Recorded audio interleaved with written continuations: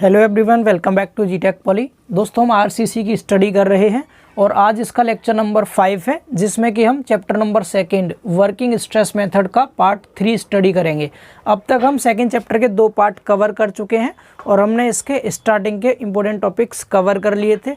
And आज के इस लेक्चर में हम सबसे ज़्यादा important topic analysis of singly reinforced beam यानी एकल प्रबलित धरण का विश्लेषण स्टडी करेंगे। ठीक है, तो आज हम पढ़ने वाले हैं सिंगली रेनफोर्स्ड बीम और इसका एनालिसिस करेंगे। इसमें जितने भी इम्पोर्टेंट पॉइंट्स आएंगे लाइक डेट न्यूट्रल एक्सिस हो गया आपका, और इसमें हम डेप्थ निकालेंगे, न्यूट्रल एक्सिस की एक्चुअल डेप्थ निकालेंगे, क्रिटिकल डेप्थ निकालेंगे, परसेंटेज ऑफ स्टील देखेंगे, इसमें लीवर आर्म निकालेंगे, मूवमेंट ऑफ इनर्शिया निकालेंगे। तो सभी इंपॉर्टेंट पॉइंट्स को डिस्कस करेंगे और जितने भी न्यूमेरिकल क्वेश्चंस बनेंगे आज के इस लेक्चर पर ही बेस्ड होंगे, इसीलिए ये लेक्चर आपका बहुत इंपॉर्टेंट होने वाला है।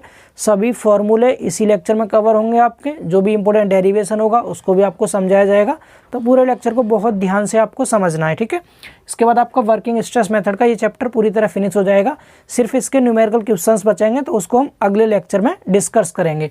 तो चलिए स्टडी करते हैं। सबसे पहले हमें ये पता होना चाहिए सिंगली रेनफोर्स्ड बीम होती क्या है, एकल प्रबलित धरण क्या होती है। ठीक है, तो सबसे पहले मैं आपके सामने एक बीम का डायग्राम बना रहा हूँ, इसको आप ध्यान से समझिएगा। जैसे यहाँ पर हमने कोई एक बीम बना दी, ये बीम आप सबने देखी है, मैं 3D में ही बना दे रहा हूँ बीम को, जिससे कि आपको और अच्छे से समझ में आए चीज़ें। ये है कोई रेक्टेंगुलर शेप में बीम, ठीक 3D शेप में बनाते हैं इसको इस तरह से, ऐसे। ये क्या है, ये एक बीम बना दी हमने। ठीक है, अब इस बीम में आप सब जानते हैं बीच में यहाँ पर न्यूट्रल एक्सिस होती है बीम की यहाँ पर न्यूट्रल एक्सिस होती है। ठीक है, ये वाली। अब आपको पता है न्यूट्रल एक्सिस से नीचे का जो जोन होता है उसको टेंशन जोन कहते हैं, ऊपर वाला जो जोन होता है उसको कंप्रेशन जोन कहते हैं। इतना आप सभी जानते हैं। तो हमने क्या किया, ये जो बीम है, देखो इस बीम में ये तो इसकी लंबाई होती है, लेंथ। यहाँ से यहाँ तक क्या होती है बीम की, ये लेंथ होती है। ठीक है, इसके बाद इस बीम का जो क्रॉस सेक्शन है ये वाला, इसको ध्यान से देखिए, ये वाला क्रॉस सेक्शन। इसमें बीम के यहाँ पर क्या क्या है, बीम की चौड़ाई है, यहाँ पर ये चौड़ाई होती है बीम की, और ये इसकी ओवरऑल डेप्थ है ये वाली, जिसको हम कैपिटल D कह देंगे। ठीक है, टोटल डेप्थ। तो हमने क्या किया, इस बीम का ये जो क्रॉस सेक्शन आपको दिखाई दे रहा है साइड वाला, ये क्रॉस सेक्शन, इसको निकाल के यहाँ पर रख दिया और हम इस पर स्टडी करेंगे।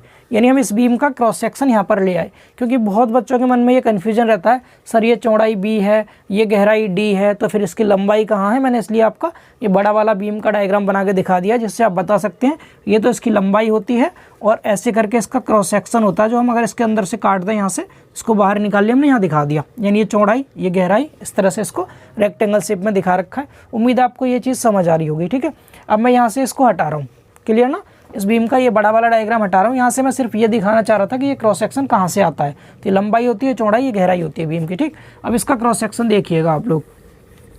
अब हमने क्या किया, ये जो इसका क्रॉस सेक्शन है, तो इसके यहाँ पर बीच में यहाँ पर क्या है, ये न्यूट्रल एक्सिस जा रही है इससे। यहाँ पर हमने इसकी चौड़ाई दिखा रखी है, बी क्या है, इस क्रॉस सेक्शन की चौड़ाई है, या फिर हम कह सकते हैं बीम की चौड़ाई है बी। और जो कैपिटल D है इसकी टोटल डेप्थ या फिर ओवरऑल डेप्थ है, कुल गहराई है इसकी है। ठीक, इसके बाद हमने पढ़ा था, इससे पिछले लेक्चर में हमने जाना था कि स्टील में, इसमें बीम में जो हम स्टील प्रोवाइड करते हैं वो टेंशन जोन में प्रोवाइड करते हैं, क्योंकि जो हमारी बीम होती है, जो कंक्रीट की बनी होती है बीम, तो कंक्रीट हमारा कंप्रेशन में तो बहुत ज़्यादा स्ट्रेंथ रखता है, लेकिन टेंशन में कंक्रीट वीक होता है। तो उसकी टेंसाइल स्ट्रेंथ को बढ़ाने के लिए हम इसके टेंशन जोन में स्टील प्रोवाइड कर देते हैं, जिससे कि इसकी टेंसाइल स्ट्रेंथ भी बढ़ जाती है। तो चूंकि हम यहाँ पर स्टील सिर्फ एक ही जोन में प्रोवाइड कर रहे हैं, ऊपर वाला जोन हमारा यहाँ पर ये कंप्रेशन जोन है जिसमें कंक्रीट है।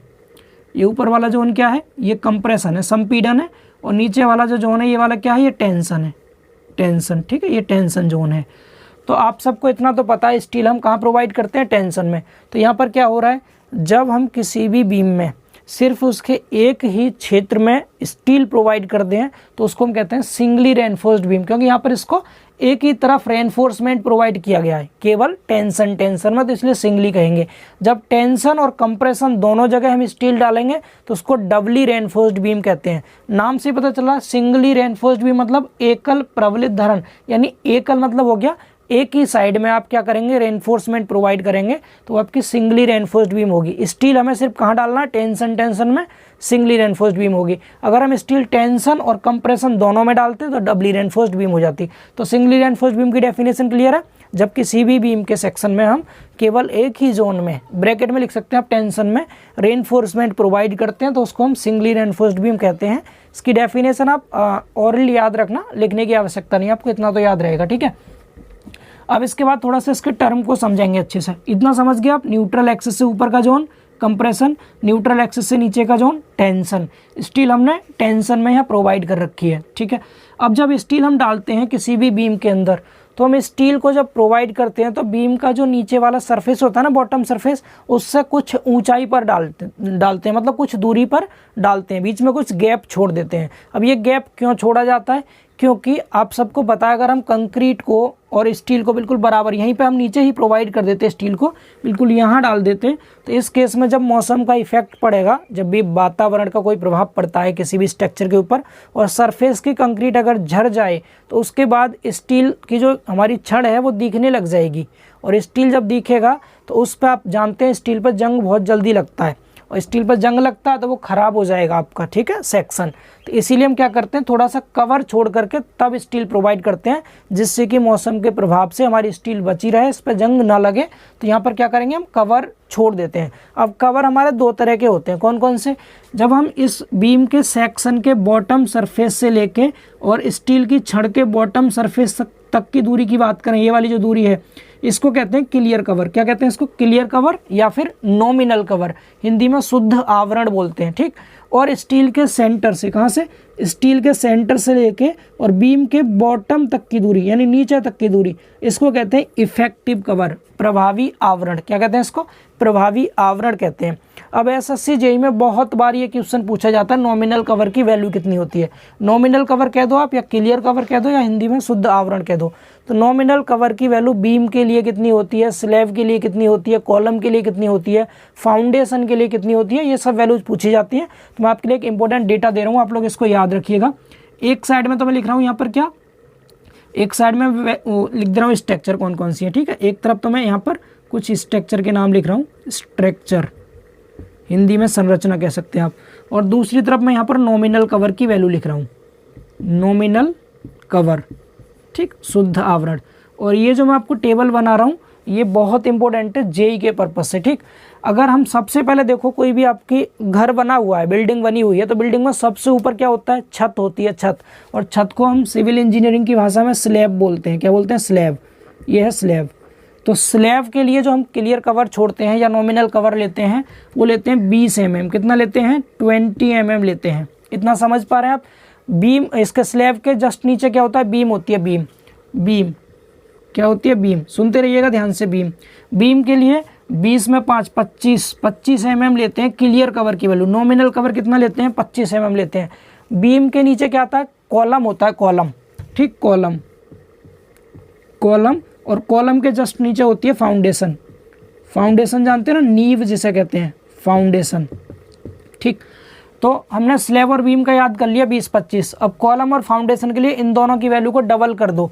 20 का डबल होता है 40 और 25 का डबल होता है 50, ठीक है। तो ये क्या होगा, ये नॉमिनल कवर की वैल्यू होगी, स्टैंडर्ड वैल्यू है, इनको रट लीजिएगा अच्छे से अगर आपको इन फ्यूचर जेईई के लिए याद रखना चीज़ों को, तो ठीक है।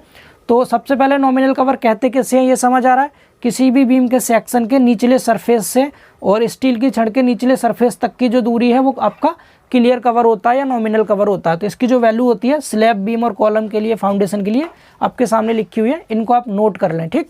इसके बाद दूसरी चीज़ हम बात करते हैं क्या, इस सेंटर से लेकर नीचे तक की दूरी को हमने इफेक्टिव कवर नाम दे दिया, इफेक्टिव कवर।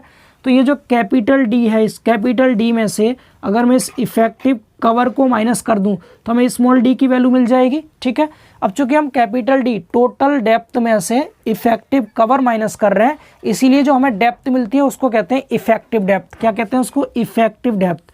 तो हमें स्मॉल डी की जो वैल्यू मिलेगी, टोटल डेप्थ कैपिटल डी में से माइनस कर देंगे क्या, इफेक्टिव कवर को हम माइनस कर देते हैं, इफेक्टिव कवर, ठीक। इफेक्टिव कवर को माइनस करते हैं तो हमें यहाँ से क्या मिल जाता है, स्मॉल डी मिल जाता है, जिसे हम इफेक्टिव डेप्थ कहते हैं। ये सब मैंने इधर लिख दिया, इनके नाम क्या क्या अभी आपको बता देंगे कि करके। अब अगर आपको किसी क्वेश्चन में क्लियर कवर दे दे और इफेक्टिव कवर आपको ना दे रखा हो, तो इफेक्टिव कवर कैसे निकालेंगे आप? इफेक्टिव कवर हिंदी वाले बच्चों के लिए नाम यहाँ लिखा है प्रभावी आवरण, इफेक्टिव कवर, ठीक है। इफेक्टिव कवर निकालने के लिए आपको क्या करना, देखिए ये तो क्लियर कवर है नीचे वाला यहाँ पर हमारा क्या है, क्लियर कवर, ठीक, क्लियर कवर। इस क्लियर कवर में हम ऐड कर देंगे, कितना ऐड कर देंगे, जो हमने स्टील की छड़ डाल रखी है, इसका सेंटर है ये, सेंटर का मतलब इसका व्यास होगा पूरा यहाँ से यहाँ तक, तो व्यास का आधा। सपोज मैंने इसका व्यास मान लिया क्या है, फाई है, मैं फाई से प्रदर्शित कर रहा हूँ स्टील के छड़ के व्यास को, डायामीटर, तो डायामीटर का आधा हम इसमें जोड़ देंगे क्लियर कवर में, तो हमें क्या मिल जाएगा, इफेक्टिव कवर की वैल्यू मिल जाएगी। उम्मीद है सभी को ये भी समझ में आ रहा होगा। इफेक्टिव कवर अगर नहीं दिया हो तो कैसे निकालेंगे, बाकी हम डिजाइन के पर्पज से इसको एज्यूम करते हैं। ये छोटी छोटी चीज़ें हैं, इनको जरूर नोट करते रहे आप लोग, ठीक। तो अब मैंने यहाँ पर इनके नाम लिखे हैं। बी क्या है, विड्थ ऑफ बीम, धरन की चौड़ाई है। ये जो बी है ये बीम की चौड़ाई होगी, ठीक। स्मॉल डी जस्ट अभी आपको बताया इफेक्टिव डेप्थ ऑफ बीम होती है, धरन की प्रभावी गहराई होती है effective depth. Capital D total depth beam की यहाँ पर क्या है, टोटल डेप्थ हो गई बीम की, ठीक। इसके बाद एम यहाँ पर हमारा मॉड्यूलर रेशियो होता है, यहाँ जो एम दिखा रखा है। अब मैंने यहाँ पर जो स्टील की छड़ है ना, इसका एरिया AST दिखाया है, क्या AST में एम से गुणा क्यों किया है, क्योंकि वर्किंग स्ट्रेस मेथड में जो हम इक्विवेलेंट एरिया लेते हैं, स्टील का समतुल्य क्षेत्रफल, इससे पिछले लेक्चर में आपको पूरा डेरिवेशन करके दिखाया गया था कि कंक्रीट के पदों में स्टील का जो इक्विवेलेंट एरिया आता है M × AST आता है, तो इसलिए हम यहाँ पर M × AST लेते हैं वैल्यू को। तो M यहाँ मॉड्यूलर रेशियो होता है हमारा, जो AST है नाम से पता चल रहा है, A मतलब एरिया, S मतलब स्टील, T मतलब टेंशन, तो area of steel in tension, यानी तनन में इस्पात का क्षेत्रफल होता है AST, ठीक। इसके बाद हमारा यहाँ पर मैंने दिखा रखा है स्ट्रेस डायग्राम, ये तो समझ आ गया, इसके सभी टर्म क्लियर हो गए। इसका स्ट्रेस डायग्राम हमने इधर बनाया, यहाँ से इसको ले गए लाइन के ऊपर, इधर हम न्यूट्रल एक्सिस को ले गए, यहाँ पर सेंटर से ले गए इसको इस साइड को, ठीक। अब जब इसका स्ट्रेस डायग्राम बनाते हैं तो आपको अजम्पशन बताए गए थे, इसके मान्यता कि वर्किंग स्ट्रेस मेथड में जो इसका स्ट्रेस डायग्राम बनता है लीनियर बनता है। कैसे बनता है, लीनियर, जिसमें इसके टॉप फाइबर पर और बॉटम फाइबर पर, मतलब सबसे ऊपर वाली सतह पर और नीचे वाली सतह पर जो स्ट्रेस की वैल्यू होती है मैक्सिमम होती है। यहाँ पर क्या है, यहाँ पर कंक्रीट, ऊपर कंप्रेशन में हम कंक्रीट में मानेंगे स्ट्रेस और टेंशन में हम स्टील में मानेंगे स्ट्रेस, ठीक है। तो यहाँ पर क्या रहा, ये वाली कंक्रीट में स्ट्रेस की वैल्यू है सबसे ज़्यादा, नीचे सबसे ज़्यादा स्टील में हो गई वैल्यू, ठीक है, स्ट्रेस की वैल्यू। इसके बाद हमने लीनियर डायग्राम बनाया, न्यूट्रल एक्सिस पर स्ट्रेस की वैल्यू 0 होती है, बीच में वैल्यू कितनी होती है, 0 होती है। इतना सभी को समझ आ रहा है। अब यहाँ तो हम सिग्मा CBC लेते हैं, लेकिन नीचे सिग्मा ST/M क्यों लेते हैं, क्योंकि ये हमारा इक्विवेलेंट स्ट्रेस होता है, स्टील का इक्विवेलेंट स्ट्रेस, समतुल्य प्रतिबल होता है ये स्टील का, ठीक है, सिग्मा ST/M, इसलिए स्ट्रेस में M से डिवाइड करके लेते हैं और एरिया में M से गुणा करके लेते हैं। ये आपको पिछले लेक्चर में पढ़ाया गया था, जब मैं आपको टोटल इक्विवेलेंट एरिया टॉपिक पढ़ा रहा था, कुल समतुल्य क्षेत्रफल, वहां पर बताया था, ठीक। आप देख सकते हैं उस लेक्चर को। अब यहाँ पर आपको देखो सिग्मा CBC और सिग्मा ST का नाम क्या होता है, सिग्मा ST का नाम पहले सुन लो, S मतलब स्टील होता है और सिग्मा यहाँ पर परमीजिबल स्ट्रेस होता है, जिसे अनुज्ञेय प्रतिबल कहते हैं। तो परमीजिबल स्ट्रेस ऑफ स्टील हो गया, और T मतलब टेंशन, तो इन टेंशन, ठीक है। ऐसे सिग्मा CBC की बात करें तो परमीजिबल स्ट्रेस ऑफ कंक्रीट होगा ये, BC मतलब बेंडिंग कंप्रेशन, इन बेंडिंग कंप्रेशन। ये चीज़ सभी को समझ आ रही है ना।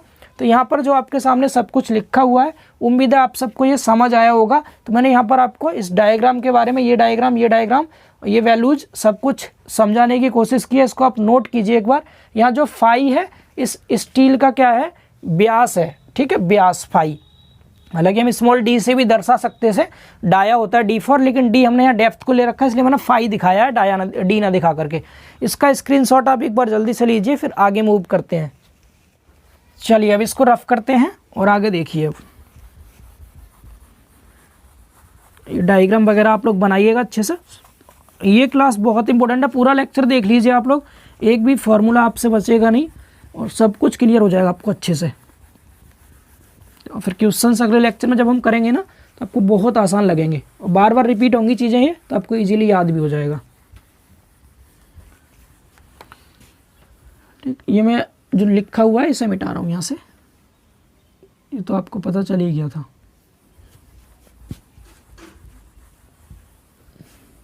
इस डायग्राम को इसके बिल्कुल पास बना देते हैं जिससे हमें जगह मिल सके चीज़ों को समझने के लिए। स्ट्रेस डायग्राम,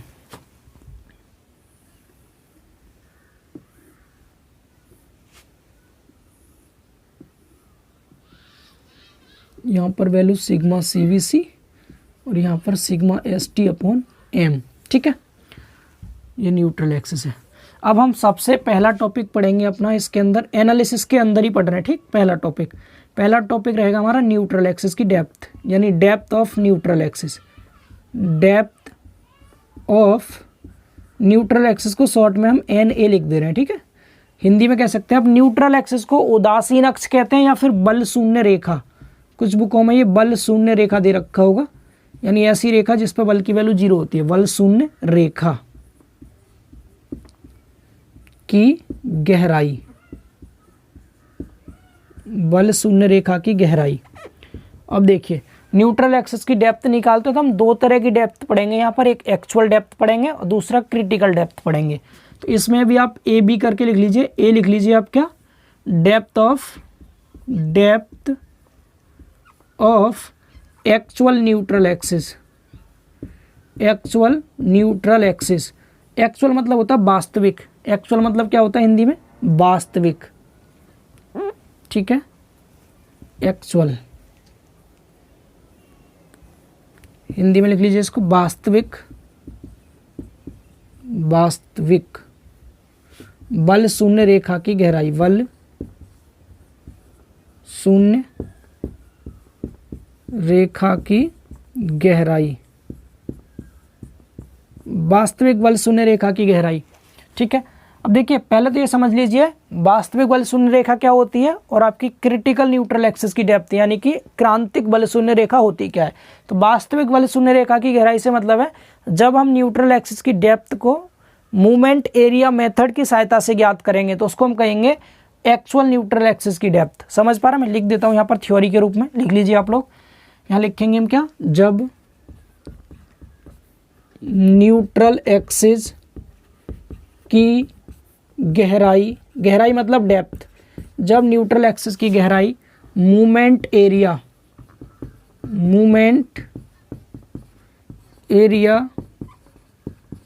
मेथड का यूज करके ज्ञात की जाती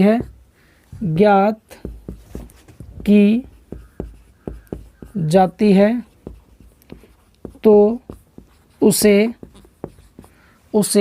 एक्चुअल न्यूट्रल एक्सिस, एक्चुअल को मैं ए लिख रहा हूँ, एक्चुअल न्यूट्रल एक्सिस की डेप्थ, एक्चुअल न्यूट्रल एक्सिस की डेप्थ, डेप्थ मतलब गहराई, एक्चुअल न्यूट्रल एक्सिस की डेप्थ कहते हैं,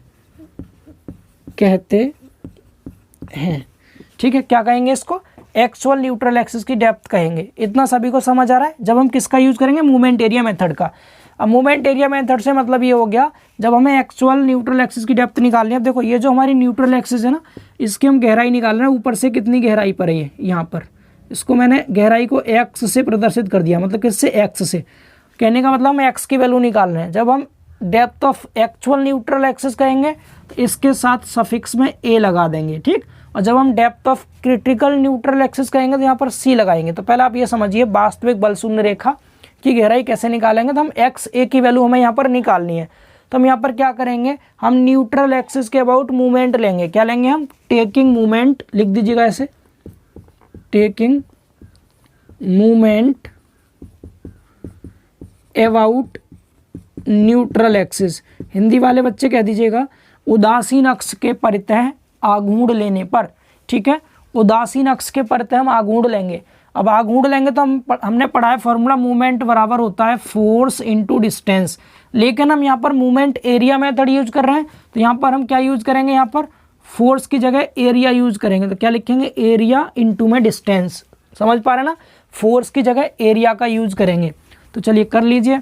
तो सबसे पहली चीज हम यहाँ क्या करेंगे, न्यूट्रल एक्सिस ये है, कंप्रेशन जोन का मूवमेंट लेंगे, उसको बराबर रखेंगे टेंशन जोन के मूवमेंट के। तो सबसे पहले कंप्रेशन जोन का मूवमेंट लीजिए। तो कंप्रेशन जोन का एरिया कितना होगा, यहाँ से यहाँ तक का आयत, ऊपर वाला न्यूट्रल एक्सिस से ऊपर का आयत, बी इंटू एक्स है, एरिया क्या हो जाएगा बी इंटू में एक्स ए, ये तो क्या हो गया इसका एरिया हो गया। समझ पा रहे हैं सभी। और दूरी लेंगे तो दूरी हमेशा सेंटर तक की लेते हैं, तो ऊपर वाला जो हमारा कंप्रेशन जोन था, ये टोटल वाला कंप्रेशन जोन ये वाला, इसके सेंटर से लेकर के और नीचे तक की दूरी, न्यूट्रल एक्सिस तक की दूरी ये वाली कितनी होगी, इस एक्स ए का आधा होगा ये दूरी है, एक्स ए का आधा, तो एक्स ए कर दिया और इसका आधा मतलब हाफ कर दिया। समझ पा रहे हैं। ये तो कंप्रेशन जोन का मूवमेंट हो गया। अब बराबर कीजिए अब टेंशन जोन का मूवमेंट, तो यहाँ भी एरिया लेंगे इनटू में सेंटर तक की डिस्टेंस। अब टेंशन जोन में जो हम लेते हैं केवल इस स्टील का एरिया लेते हैं, बाकी पोर्शन में जो कंक्रीट भरी हुई है ना उसको नेग्लिजिबल माना जाता है। तो इस स्टील का एरिया लीजिए, स्टील का कौन सा equivalent area, M into A S T use करेंगे, M into A S T area हो गया, इंटू अब स्टील के सेंटर से और न्यूट्रल एक्सिस तक की दूरी। देखो स्टील का सेंटर ये है, यहाँ से और न्यूट्रल एक्सिस की दूरी बतानी है, मतलब ये वाली डिस्टेंस बतानी है कितनी होगी, ये कितनी होगी डिस्टेंस, यहाँ से नीचे से ऊपर तक कितना था, डी था। इस डी में से ये वाली दूरी घटा दीजिए जो कि एक्स ए है, तो आपको ये नीचे की दूरी मिल जाएगी। इस डी में से आपने ये यहाँ से यहाँ तक की एक्स ए घटा दिया तो आपको ये वैल्यू मिल गई, तो डी माइनस एक्स ए हो जाएगा, ये डी माइनस एक्स ए।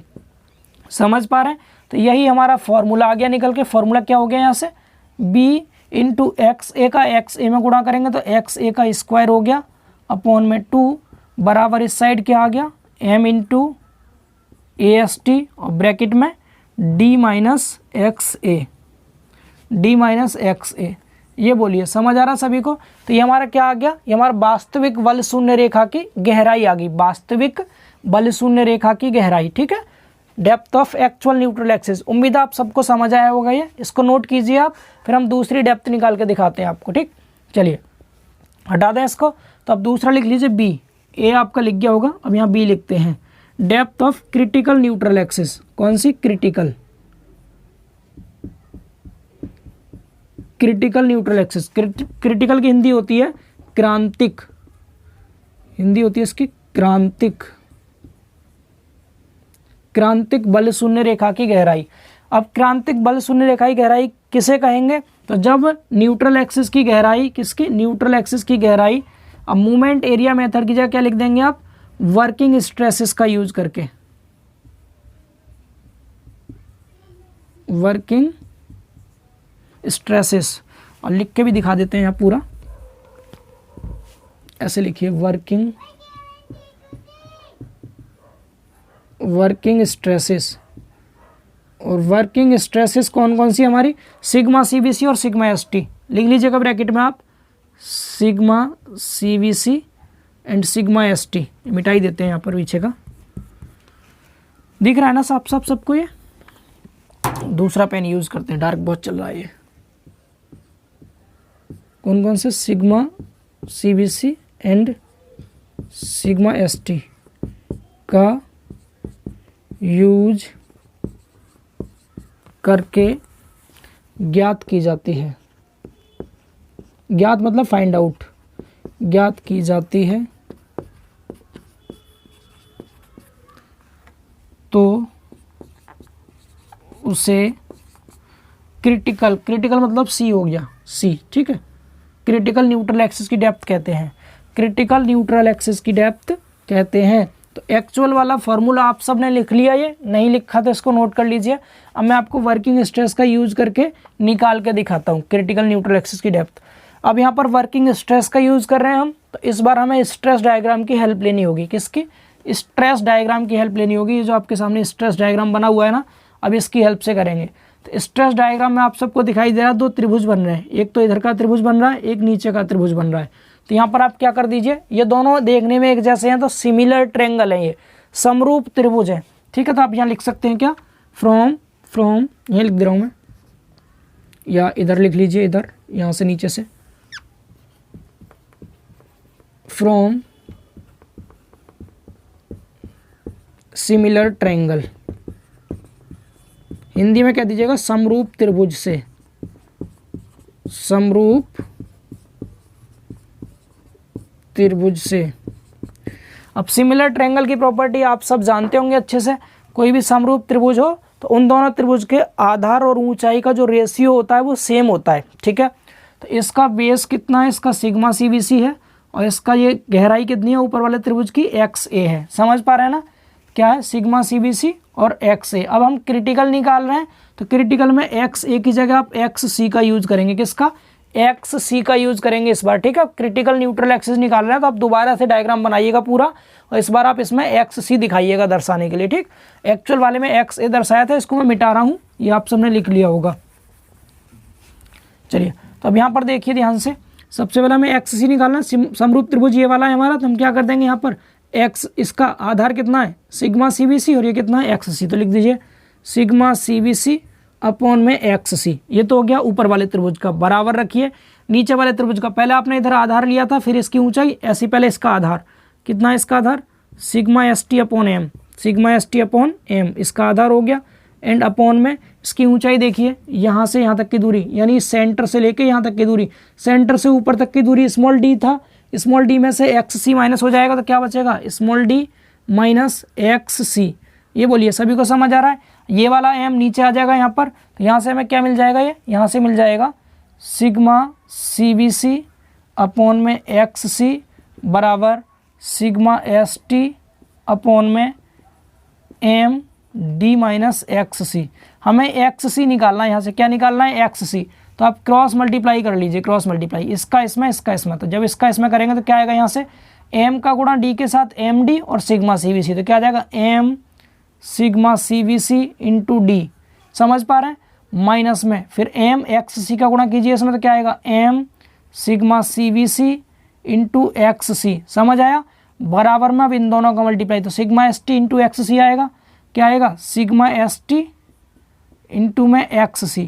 समझ पा रहे हैं। अब XC वाले टर्म एक पास कर लो, तो इसको इस साइड ले आओ, इधर आके प्लस हो जाएगा ये, तो क्या आ जाएगा यहाँ से M sigma CBC into D बराबर, यहाँ हो जाएगा, देखिए यहाँ भी XC है, यहाँ भी, जब भी इसको इधर लाऊंगा इधर आके प्लस होगा, और XC को मैं कॉमन ले रहा हूँ, XC को, तो क्या बचेगा, इधर तो क्या था सिग्मा ST था इधर तो, और प्लस में इधर क्या है M सिग्मा CBC। ये चीज़ सभी को समझ आ रही है। मैं इसको जब इधर ले गया तो प्लस हो गया इधर जाकर, और XC बाहर ले लिया तो ये बच गया। XC निकालना था, इसको ले जाओ इस साइड, तो यहाँ से हमारा XC निकल के क्या आ गया, इधर तो कितना है M लिखा है, सिग्मा CBC लिखा है, इंटू में D लिखा है, अपॉन में इधर क्या लिखा है M sigma CBC plus sigma ST। पहले सिग्मा CBC वाले पार्ट को आगे लिख लेते हैं, तो M सिग्मा CBC और प्लस में सिग्मा ST, ये इसका डेरिवेशन हो गया, ठीक है। ये वाला इसका हो गया। तो ये भी आप सबको समझ आया होगा, छोटा सा फॉर्मूला था, ये भी हमने डेराइव कर लिया। तो हमने एक्चुअल न्यूट्रल एक्सिस और क्रिटिकल न्यूट्रल एक्सिस दोनों हमने यहाँ पर निकाल ली। XC की वैल्यू भी निकाल ली हमने और XA की वैल्यू भी निकाल ली थी। उम्मीद है आप सबको ये दोनों वैल्यूज अच्छे से समझ में आई होंगी। अब मैं इसको रफ कर रहा हूँ और नीचे थोड़ा सा और आगे समझाते हैं आपको इसका न्यूट्रल एक्सिस का डिज़ाइन फार्मूला क्या होता है। अगर हमें वर्किंग स्ट्रेस मेथड से किसी भी सेक्शन का डिजाइन करना हो तो डेप्थ ऑफ न्यूट्रल एक्सिस हम कितनी लेते हैं वो डायरेक्ट आप याद करना होता है आपको। इतना बड़ा फार्मूला आपको नहीं लगाना होगा, ठीक। तो इसको मैं हटा रहा हूँ, ठीक है, लिख गया होगा आप सबका ये। अब इसको देखिए, सबसे पहले SSC JEE का एक बेसिक सा क्वेश्चन है आप सबके लिए, होमवर्क में आपको ज़रूर बताना है। अब होमवर्क में क्या, अब तो मुझे बताना ही पड़ेगा बिकॉज टेबल तभी बन पाएगी। फिर भी आप लोग कमेंट कर दीजिए वीडियो को पॉज करके ऑनेस्टली, ठीक है, ईमानदारी के साथ। आपको बताना ये है कि जो XC है ये किस पर डिपेंड करेगा। मैं आपके सामने 4 ऑप्शन दे रहा हूँ। सबसे पहली चीज़ मैंने कहा ये M पर डिपेंड करेगा। दूसरा मैंने आपसे कहा किस पे, ये M कोमा सिग्मा CBC पर डिपेंड करेगा। तीसरा ऑप्शन मैंने कहा M पर, सिग्मा CBC पर और D पर डिपेंड करेगा। और चौथा ऑप्शन मैंने कहा ये डिपेंड करेगा आपका सिग्मा ST पर और D पर। इनमें से कौन सा ऑप्शन करेक्ट है आप लोग ये मुझे बता दीजिए, ठीक है। तो वीडियो को पॉज कीजिए, इनमें से बताइए कौन सा ऑप्शन करेक्ट है। XC की वैल्यू इनमें से किस पर निर्भर करेगी ये आपको यहाँ पर बताना है, ठीक है। तो यहीं से हम डिजाइन फार्मूला निकालेंगे। उम्मीद है आप सबने कमेंट किया होगा। फिर भी मैं आपको बता दूं ये ऑप्शन डी इसका बिल्कुल राइट आंसर है। केवल सिग्मा ST इंटू डी पर डिपेंड करेगा, बाकी किसी पर, M पर भी डिपेंड नहीं करेगा, इस पर भी नहीं, इस पर भी नहीं, ओनली इस पर। आप कहेंगे सर इसमें तो M भी है, सिग्मा CBC भी है, तो देखो आपके सामने ये पूरा कट जाएगा, दिखाते हैं आपको, ठीक है। केवल सिग्मा ST और D पर ही डिपेंड करेगा। कैसे डिपेंड करेगा ध्यान दीजिएगा सामने। अब हमने यहाँ पर मैं डिजाइन फार्मूला निकालने जा रहा हूँ इसका। तो XC बराबर क्या हो जाएगा, ध्यान से देखिएगा सामने। XC बराबर हम सब ने M का फॉर्मूला पढ़ा था 280/3 सिग्मा CBC, 3 सिग्मा CBC पढ़ा था ना। इनटू में इसके साथ यहाँ पर सिग्मा CVC लिखा हुआ है, सिग्मा CVC, और इधर D है, ठीक, D अपॉन में नीचे आ जाइए, यहाँ पर भी M लिखा तो M की वैल्यू यहाँ भी रख दी हमने 280/3 सिग्मा CVC, और इनटू में यहाँ भी क्या है सिग्मा CVC है, और प्लस इधर क्या है सिग्मा ST। तो आप देख पा रहे हैं सिग्मा CVC से सिग्मा CVC यहाँ भी कैंसिल आउट हो गया, कट गया, और वैल्यू हमारी क्या मिल गई फिर यहाँ से XC बराबर मिल गया, ऊपर तो बचा 280/3 और नीचे क्या बचेगा यहाँ पर 280/3 प्लस में सिग्मा ST, और ऊपर यहाँ पर DV था। तो आप देख पा रहे हैं यहाँ पर क्या देख पा रहे हैं आप, तो इसमें केवल D बचा है और सिग्मा ST बचा। तो सिर्फ इन दोनों की वैल्यू पर ये डिपेंड करता है। अगर हमें किसी भी बीम की इफेक्टिव डेप्थ स्मॉल d पता हो और हमें सिग्मा ST की वैल्यू पता हो तो हम इजीली उस बीम का XC बता पाएंगे, ठीक। तो हम XC निकाल के आपको दिखाते हैं इसी फॉर्मूले के हेल्प से। बाकी आप यहाँ पर कह दीजिए डिज़ाइन फार्मूला लिख लीजिए, डिज़ाइन फार्मूला, ठीक है, डिज़ाइन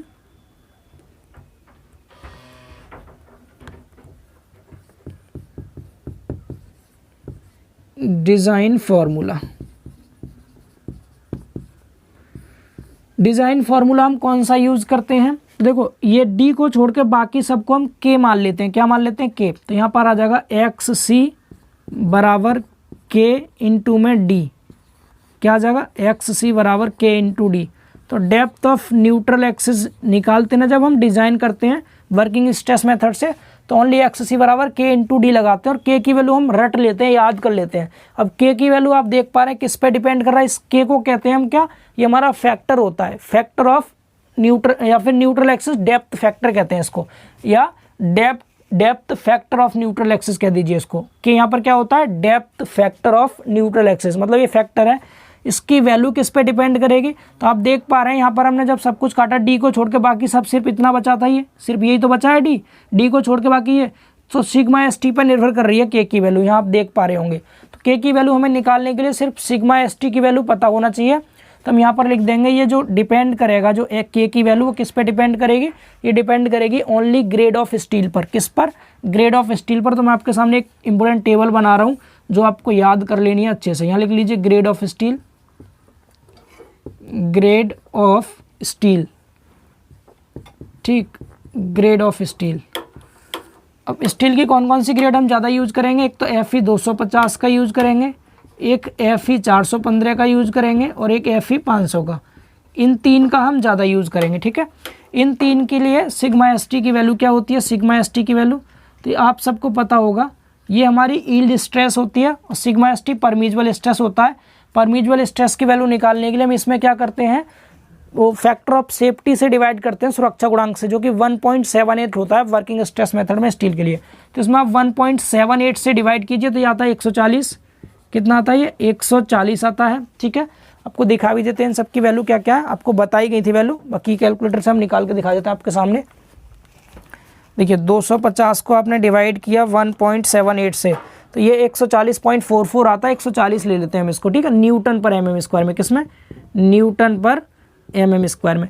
दूसरा कितना है 415, 415 को डिवाइड कीजिए 1.78 से, तो वैल्यू 233 पॉइंट कुछ आती है, तो हम इसको 230 यूज करते हैं, 230। और 500 को कीजिए डिवाइड, 500 डिवाइड बाई कितना 1.78, तो यहाँ से आता है आपका 280, इसको हम 275 के समथिंग यूज करते हैं, 275, ये स्टैंडर्ड वैल्यू है ये इनके लिए। सिग्मा ST की वैल्यू हो गई। अब हमें यहाँ पर K की वैल्यू बतानी हो, K की वैल्यू, तो क्या हम बता नहीं सकते K की वैल्यू, सिग्मा ST की वैल्यू को यहाँ रखिए, D को छोड़ के इसमें रखते जाइए, आपको K की वैल्यूज़ मिलती जाएंगी, ठीक है। तो ये जो वैल्यू आपको मिलेंगी वो कितनी कितनी मिलेंगी, मैं यहाँ पर आपके सामने लिख देता हूँ इन वैल्यूज़ को। 0.39 मिलेगा, 0.39, इसके बाद 230 के लिए मिलेगा 0.28, 0.28 और ये 0.25, ये वैल्यूज हमें यहाँ पर मिल जाएंगी K की वैल्यूज।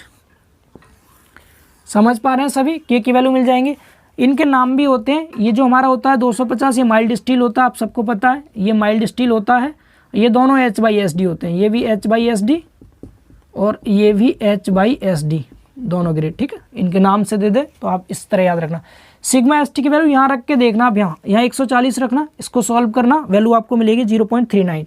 यहाँ सिग्मा एस टी की वैल्यू कितना 230 रखना, डी को छोड़ करके बाकी सबको सॉल्व करना, ये वैल्यू मिलेगी। के मिल गया तो क्या हम यहाँ से एक्स की वैल्यू नहीं बता सकते, depth of neutral axis X C लिख दीजिए आप यहाँ पर, critical depth of neutral axis, या ओनली एक्स लिख सकते हैं। तो क्या मिल जाएगा 0.39 डी मिल गया, 0.39 डी, ये मिल जाएगा 0.28 डी, ये मिल जाएगा 0.25 डी। समझ पा रहे हैं? ये डायरेक्ट वैल्यू निकालने के लिए जब हम डिजाइन करते हैं डायरेक्ट ये वाली वैल्यू रखते हैं सीधे सीधे, ठीक है। अब अगर आपको कोई क्वेश्चन दे दूं मैंने कह दिया स्मॉल डी की वैल्यू आपको दे रखी है लाइक डेट 400 mm है, मैंने कह दिया स्मॉल डी 400 mm है और हम Fe 250 ग्रेड की स्टील का यूज कर रहे हैं, तो मुझे आप लोग बताइए depth of critical neutral axis कितना होगा। तो मैंने ग्रेड कितना दिया Fe 250, तो Fe 250 के लिए मैंने देखा फॉर्मूला था 0.39 डी और डी की वैल्यू मैंने 400 दे दी, यहाँ 400 पुट कीजिएगा, इजीली आपको XC की वैल्यू मिल जाएगी, आंसर मिल जाएगा। ये डिजाइन में यूज होता है, इसको नोट कर लीजिए आप जल्दी से, इस टेबल को जरूर नोट कर लें, बहुत इंपॉर्टेंट है। सिग्मा एस टी की वैल्यू समझ आई आप सबको, ठीक है, के की वैल्यू और एक्स सी की वैल्यू, इस तरह से आप लोग याद कर लीजिएगा। अब मैं इसको हटाता हूँ, हमारा एक टॉपिक पूरा हो गया, डेप्थ ऑफ न्यूट्रल एक्सिस हम लोग समझ चुके। दोनों डेप्थ के फॉर्मूले याद कीजिएगा, लास्ट में फिर आप ये वाला जो आपको सामने लिखा हुआ वैल्यूज, इनको याद कर लीजिएगा। ये वर्किंग स्ट्रेस मेथड की वैल्यू है, लिमिट स्टेट मेथड की वैल्यू अलग होती हैं, 0.53 डी, 0.48 डी, 0.46 डी, वो आपको आगे पढ़ाएंगे जब LSM मेथड पढ़ाएंगे वहाँ, इसको याद कर लेंगे ना सभी, बहुत इंपॉर्टेंट वैल्यू है ये। चलिए इसको हटाते हैं और देखते हैं अगला टॉपिक। ठीक, इसी तरह समझते चलिए, बस इजीली आपका कोर्स बहुत जल्दी कवर हो जाएगा। जहाँ भी कोई डाउट हो कमेंट करके पूछ लें।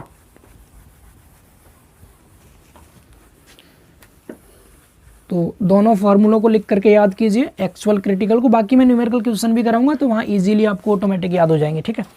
अगला देखिए, अगला टॉपिक, अगले टॉपिक की बात करते हैं। अगला टॉपिक रहेगा हमारा, यहाँ से स्टार्ट करते हैं, ठीक। दूसरा टॉपिक, दूसरा रहेगा यहाँ परसेंटेज ऑफ स्टील,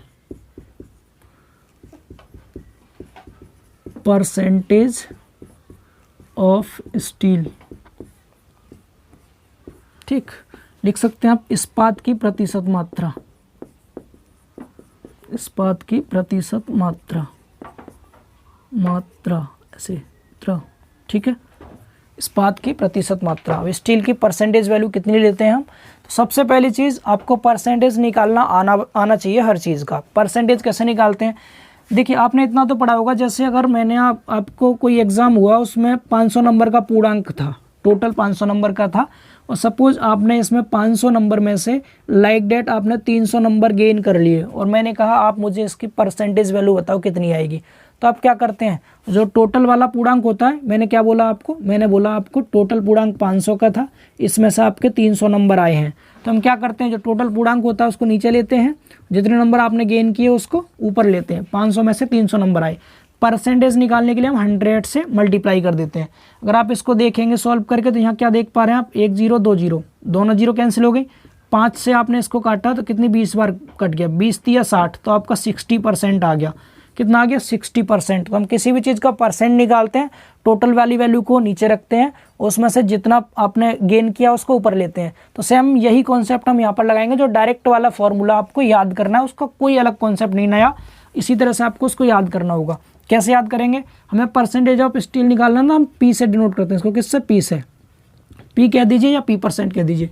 तो P बराबर फॉर्मूला क्या आएगा, हम अगर यहाँ पर देखें तो यहाँ पर हमारा इफेक्टिव एरिया कितना है, इस सेक्शन का इफेक्टिव एरिया, तो आप लोग देख पा रहे हैं इसका इफेक्टिव एरिया है B है, उसके सेंटर तक की दूरी स्मॉल d है, तो B इंटू डी इसका एरिया है।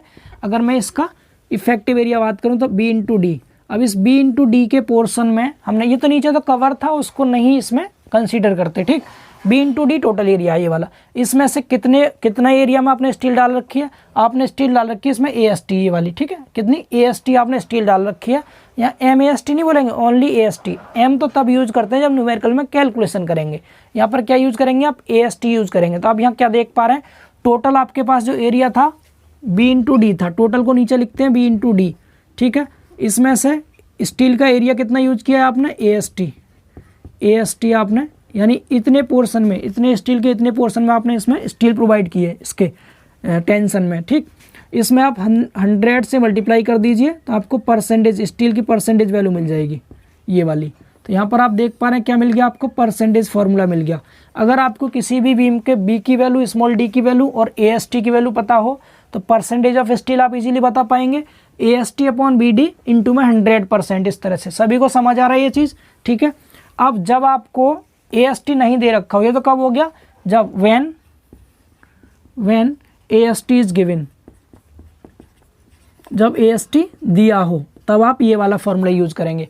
और जब AST नहीं दे रखा हो तब कौन सा फॉर्मूला लगाएंगे, तब लगाएंगे P बराबर 50x² अपॉन MD और ब्रैकेट में D माइनस एक्स, एक्स क्या है यहाँ पर, डेप्थ ऑफ न्यूट्रल एक्सिस है। अब कहेंगे आप सर कौन सी डेप्थ यूज करेंगे हम यहाँ पर, क्रिटिकल या एक्चुअल। तो क्वेश्चन में आपको जो डेप्थ गिवन हो, क्रिटिकल गिवन है तो क्रिटिकल, एक्चुअल गिवन है तो एक्चुअल, और अगर दोनों गिवन होंगे तो आप हमेशा एक्चुअल का यूज करेंगे। किसका, ऑलवेज टाइम एक्चुअल का। मैं यहाँ लिख भी दे रहा हूँ XA, ठीक है। ये वाला फॉर्मूला आपको याद कर लेना है। ये कब लगाना है आपको, कब लगाना है, when AST is not given, AST is not given, जब AST नहीं दे रखा हो तब आप इस फॉर्मूले का यूज करेंगे। अब इससे ये फॉर्मूला निकल के कैसे आता, छोटा सा इसका डेरिवेशन है, उस डेरिवेशन को भी हम आपके साथ शेयर करते हैं, ठीक है, करा देते हैं इस डेरिवेशन को भी। यस, चलिए स्टार्ट करते हैं। पहले आप ये दोनों फॉर्मूले लिख लीजिए, अब मैं इसका डेरिवेशन आपके सामने करने जा रहा हूँ, लिख लेंगे इसको, ठीक। तो ये इससे ये फॉर्मूला कैसे आता है, यहाँ लिख देता हूँ मैं हेडिंग छोटी सी, डेरिवेशन करके, डेरिवेशन, ठीक। इसका डेरिवेशन देख लीजिए। अब चूंकि हमने क्या पढ़ लिया, हमने यहाँ से पढ़ लिया क्या, P बराबर हमारा क्या था, P बराबर है AST upon B into D into में 100, ये था, ठीक। यहाँ से हम AST की वैल्यू अगर निकालना चाहें तो इन सबको इस साइड ले जाओ, तो देखो जो नीचे है वो तो ऊपर पहुँच जाएगा, ऊपर वाला नीचे, तो यहाँ से AST क्या आ जाएगा, AST बराबर हमें मिल जाएगा यहाँ से P into B into D, ये B है, ठीक, स्मॉल b अपॉन में 100, ये आ जाएगा। ये एक इक्वेशन हमें यहाँ से मिल गई, इतना तो सभी क्लियर है। इससे हम इसको निकाल के दिखा रहे हैं आपको कैसे आएगा, ठीक, एक इक्वेशन। अब यहाँ लिखिए for economic section, for economic section, economic मतलब मितव्ययी, मितव्ययी, सेक्शन मतलब खंड के लिए, मितव्ययी खंड के लिए हम कंप्रेसिव फोर्स को टेंसाइल फोर्स को बराबर रख देते हैं। कंप्रेसिव फोर्स बराबर क्या रखते हैं, टेंसाइल फोर्स। अब यहाँ पर आपको पहले पता होना चाहिए कंप्रेसिव फोर्स की वैल्यू कितनी है, टेंसाइल फोर्स की वैल्यू कितनी है, तब आप यहाँ पर वैल्यू को पुट कर पाएंगे, ठीक।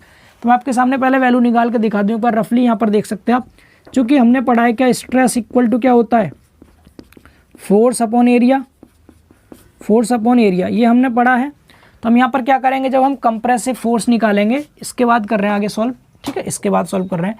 जब हम क्या करेंगे, कंप्रेसिव फोर्स निकालेंगे C बराबर, तो क्या आएगा, इस फोर्स को ले जाएंगे, एरिया को इस साइड ले जाएंगे, स्ट्रेस इंटू एरिया, तो क्या आ जाएगा आपका कंप्रेसिव स्ट्रेस इंटू एरिया। तो कंप्रेसिव स्ट्रेस इंटू एरिया आएगा। अब कंप्रेसिव स्ट्रेस इसमें कितना है, तो आप देख पा रहे हैं यहाँ से यहाँ तक ये पूरा कंप्रेसिव जोन है, ये वाला, यहाँ पर तो 0 था और यहाँ पर मैक्सिमम सिग्मा CVC है। तो 0 और सिग्मा CVC का एवरेज निकालिए, एवरेज तो कितना आएगा, 0 प्लस सिग्मा CVC बाई 2। मैं यहाँ लिख भी देता हूँ, compressive force, compressive force C बराबर stress 0 plus sigma CVC by 2, average लेते हैं ना, तो 0 प्लस सिग्मा CVC बाई 2, ये आ गया स्ट्रेस की वैल्यू, इनटू में एरिया। कंप्रेशन जोन का एरिया कितना, B इंटू XC है या XA, जो भी लिखना चाहे आप, सिंपल X लिख दीजिए अभी के लिए, ठीक है। मैंने यहाँ क्या लिख दिया, B इंटू X लिख दिया। बाकी जब भी आपको न्यूट्रल एक्सिस का कंफर्म ना हो, अदर फॉर्मूले में कौन सी लगानी, तो एक्चुअल लगाना हमेशा, ठीक है। बाकी मैं फिर भी केवल X लिख दे रहा हूँ यहाँ पर, ओनली X।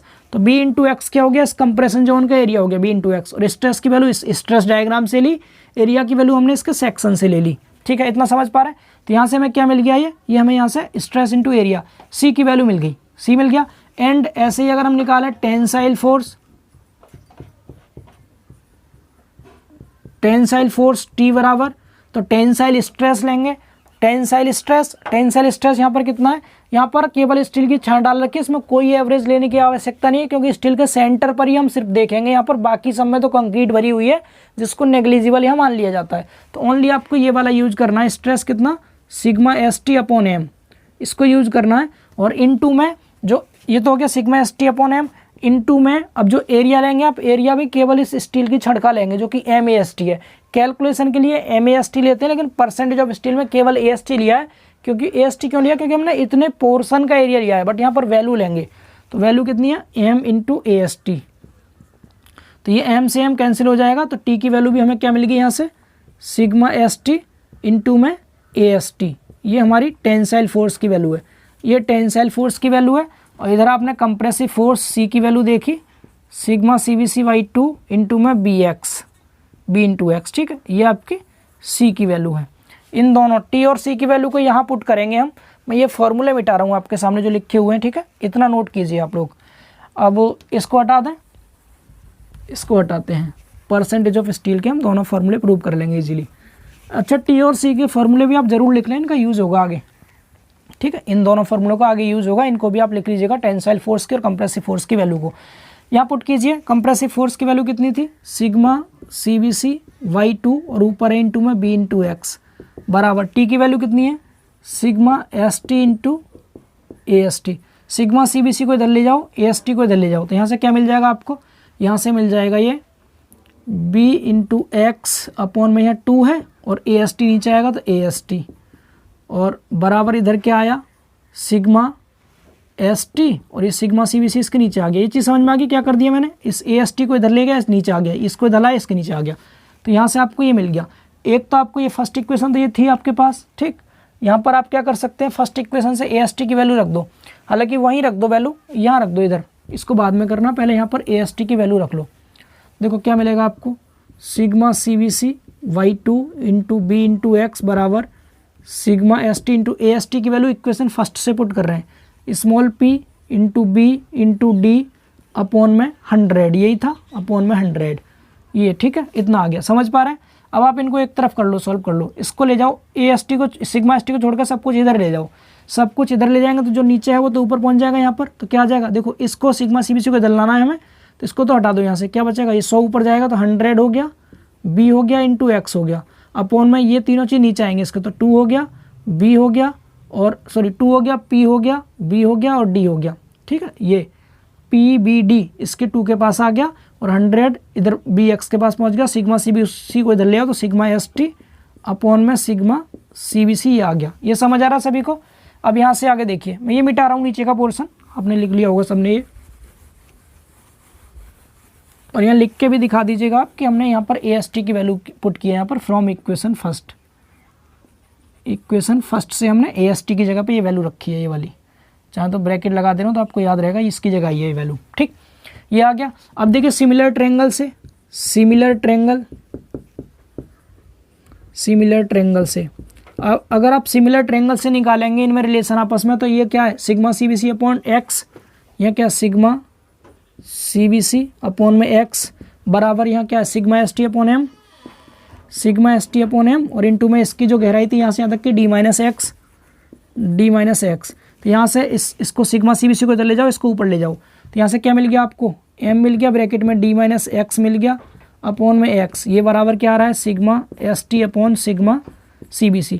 इसको पुट कर दो ऊपर, पुटिंग यहाँ पर पुट कर दो, या तो आप इसको इक्वेशन 2 बना लेना, इक्वेशन 2 में आप रख रहे हैं, इक्वेशन 2 में यहाँ पर तो रख दीजिए कितना? ये 100 है, B है इंटू X है, देखिए B से भी तो काट दीजिए, यहीं पे कट जाएगा, ये तो B से B कट जाएगा और इससे ये 50 बार कट जाएगा, कितनी बार? 50 बार, तो 50x है ऊपर, 50x, ठीक, 50x, नीचे कितना है? P है और स्मॉल d है, बराबर, ठीक है, बराबर, इसकी जगह पे ये वैल्यू रख दीजिए, sigma ST upon sigma CBC की जगह ये वाली वैल्यू कितनी है? M है, D माइनस एक्स है, अपॉन में X है। अब क्रॉस मल्टीप्लाई कर लीजिए, तो क्रॉस मल्टीप्लाई में इसकी मल्टीप्लाई इसके साथ होगी, तो यहाँ क्या आ जाएगा? ये P पहले से था, M और D का मल्टीप्लाई P इंटू MD हो गया, ब्रैकेट में D माइनस एक्स बराबर इसका इसमें मल्टीप्लाई, तो 50x का x में गुणा किया, x²। आप इसको P को छोड़ के बाकी सबको इस साइड ले आए, तो यहाँ से आपको फॉर्मूला क्या मिल गया? यहाँ से फॉर्मूला मिल गया आपको P बराबर, ये था 50x² अपॉन में 50x² अपॉन में MD और ब्रैकेट में D माइनस एक्स लिख दीजिए, या फिर XA लिख दीजिए, एक्चुअल वाली वैल्यू। तो ये हमें क्या मिल गया यहाँ से? फॉर्मूला मिल गया पी का। तो सभी को समझ आ रहा है, दूसरा फॉर्मूला यही हमें प्रूव करना था, हो गया प्रूव्ड। ठीक है, यही तो लाना था फॉर्मूला। तो पी के दो फॉर्मूले हमें जो याद रखने हैं। पहला फॉर्मूला आपका पी बराबर क्या बताया आपको, AST अपॉन में BD इंटू में 100। ये कब लगाना है, जब आपको AST की वैल्यू गिवन हो, और जब AST नहीं दे रखा हो तो आपको ये वाला फॉर्मूला लगाना है जब x की वैल्यू पता हो। ठीक है, इस तरह से आप इसको प्रूव करके दिखा सकते थे फॉर्मूले को। इस दो फॉर्मूले हो गए परसेंटेज ऑफ स्टील के। तो हमारा दूसरा भी टॉपिक इस एनालिसिस के अंदर कवर हो गया। अब तीसरा टॉपिक देखते हैं, लीवर आर्म। अब देखेंगे क्या हम, लीवर आर्म। तो इसको रफ करते हैं और देखिए तीसरा टॉपिक।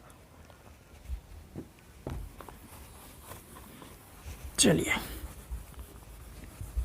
नोट करते रहिएगा, ठीक है। पूरे डिटेल में इस चैप्टर को पढ़ा रहा हूँ आपको, बुक से भी बेहतर कंटेंट आपको यहाँ मिल जाएगा।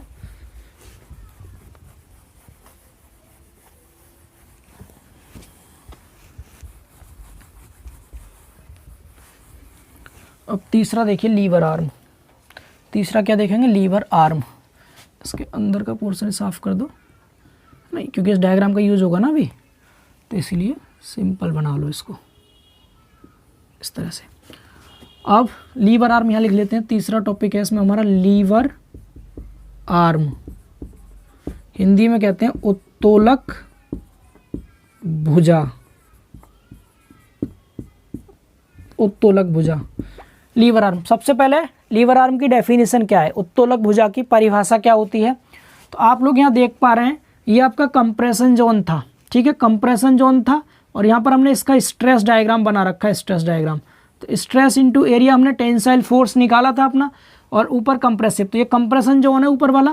तो कंप्रेशन जोन है, तो इस त्रिभुज के सेंटर पर, कहाँ पर, त्रिभुज के सेंटर पर एक फोर्स काम करेगा, जो कौन सा फोर्स होगा, कंप्रेसिव फोर्स। मैं इसको अंदर की ओर एरो लगा दे रहा हूँ और सी से दर्शा दे रहा हूँ, सी से।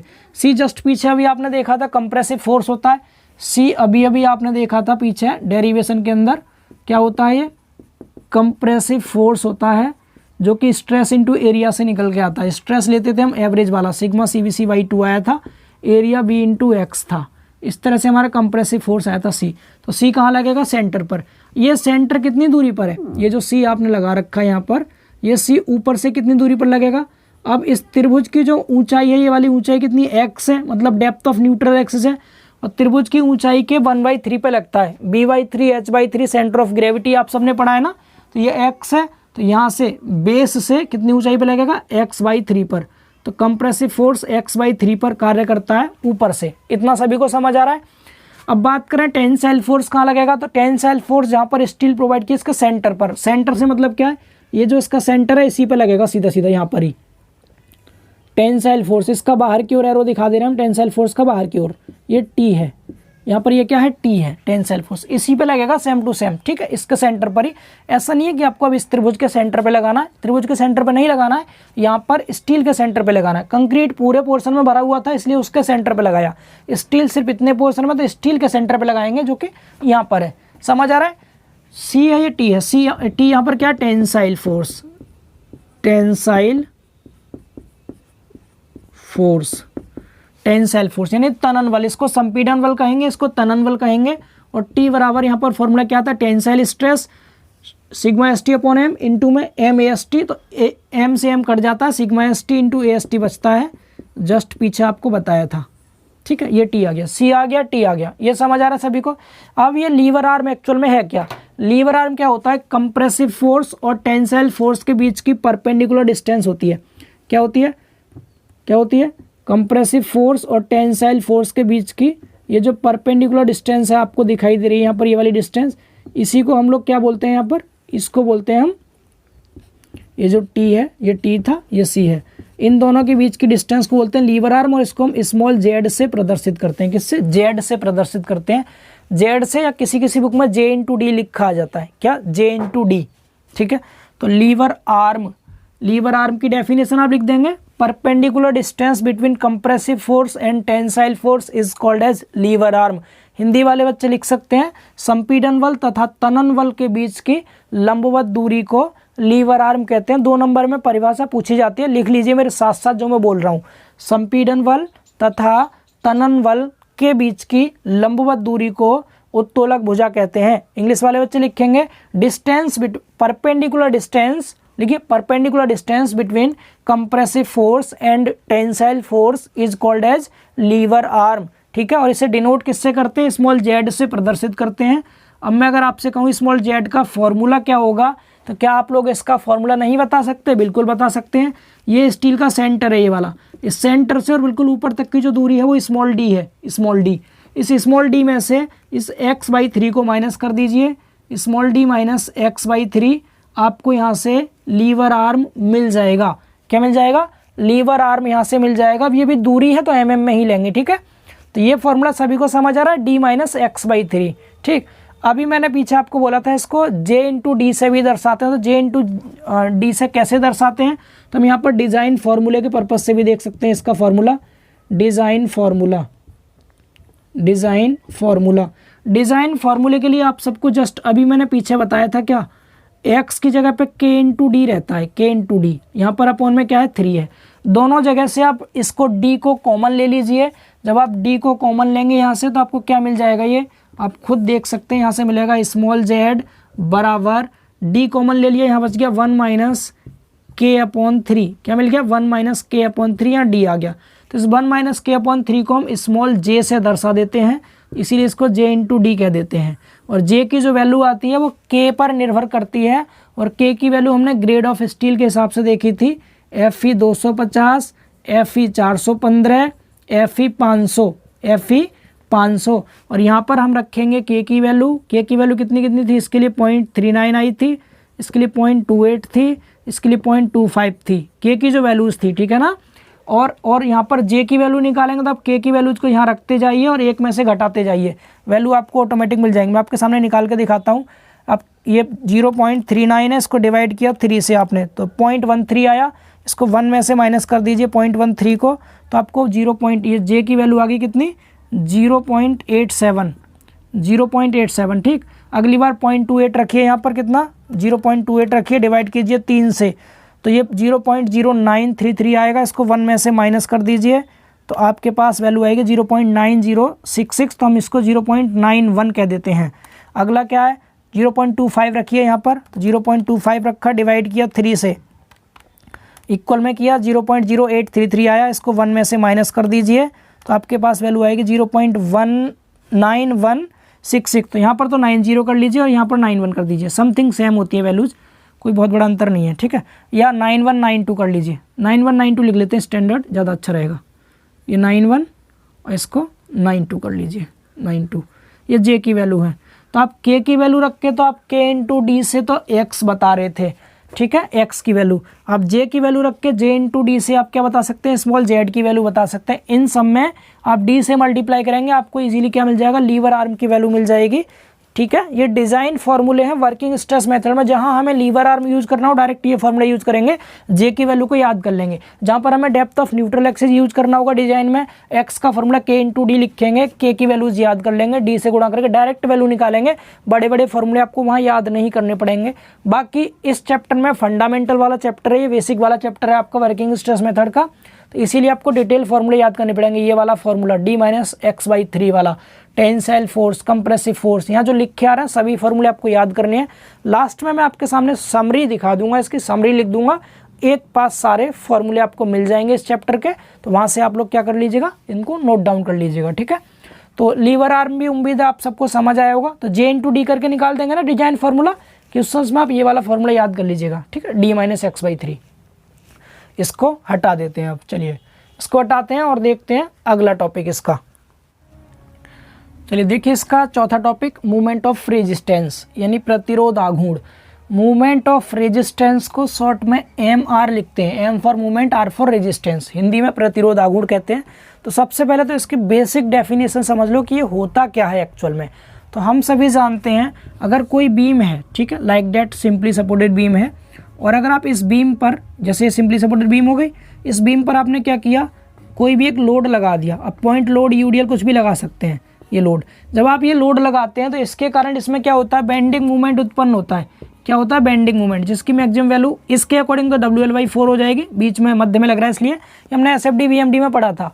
कहने का मतलब यहाँ पर सिंपल इतना है क्या, कि जब भी हम किसी भी बीम पर कोई भी लोड लगाते हैं तो इस लोड के कारण बीम के अंदर क्या होता है, बेंडिंग मोमेंट उत्पन्न होता है, जो बीम को बेंड कराने की कोशिश करता है, यानी बीम को बेंड कराता है। ये बेंडिंग मोमेंट, इसके कारण ही बीम क्या कर जाती है, बेंड कर जाती है।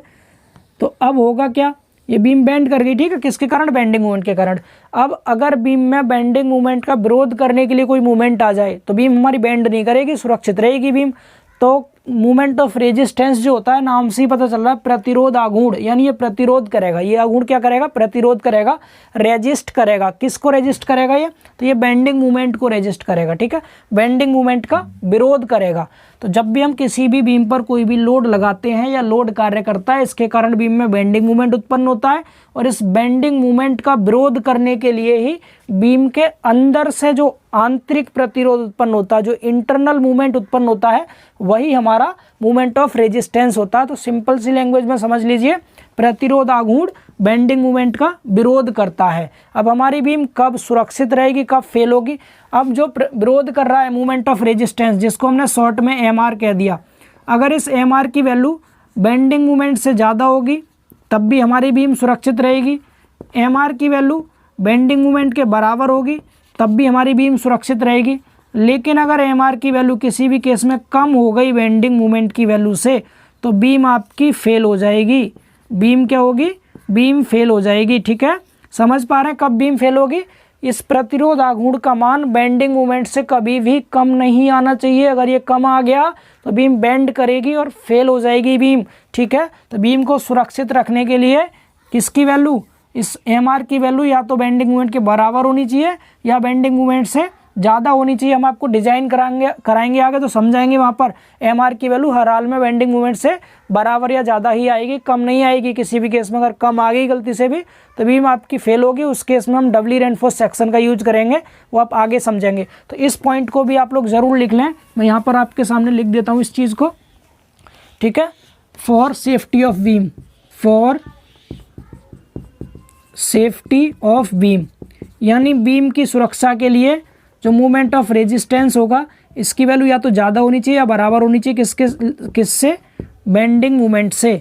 और अगर बीम की इसकी एमआर की वैल्यू कम हो गई बेंडिंग मूवमेंट से तो क्या हो जाएगा, बीम फेल हो जाएगी, ठीक है।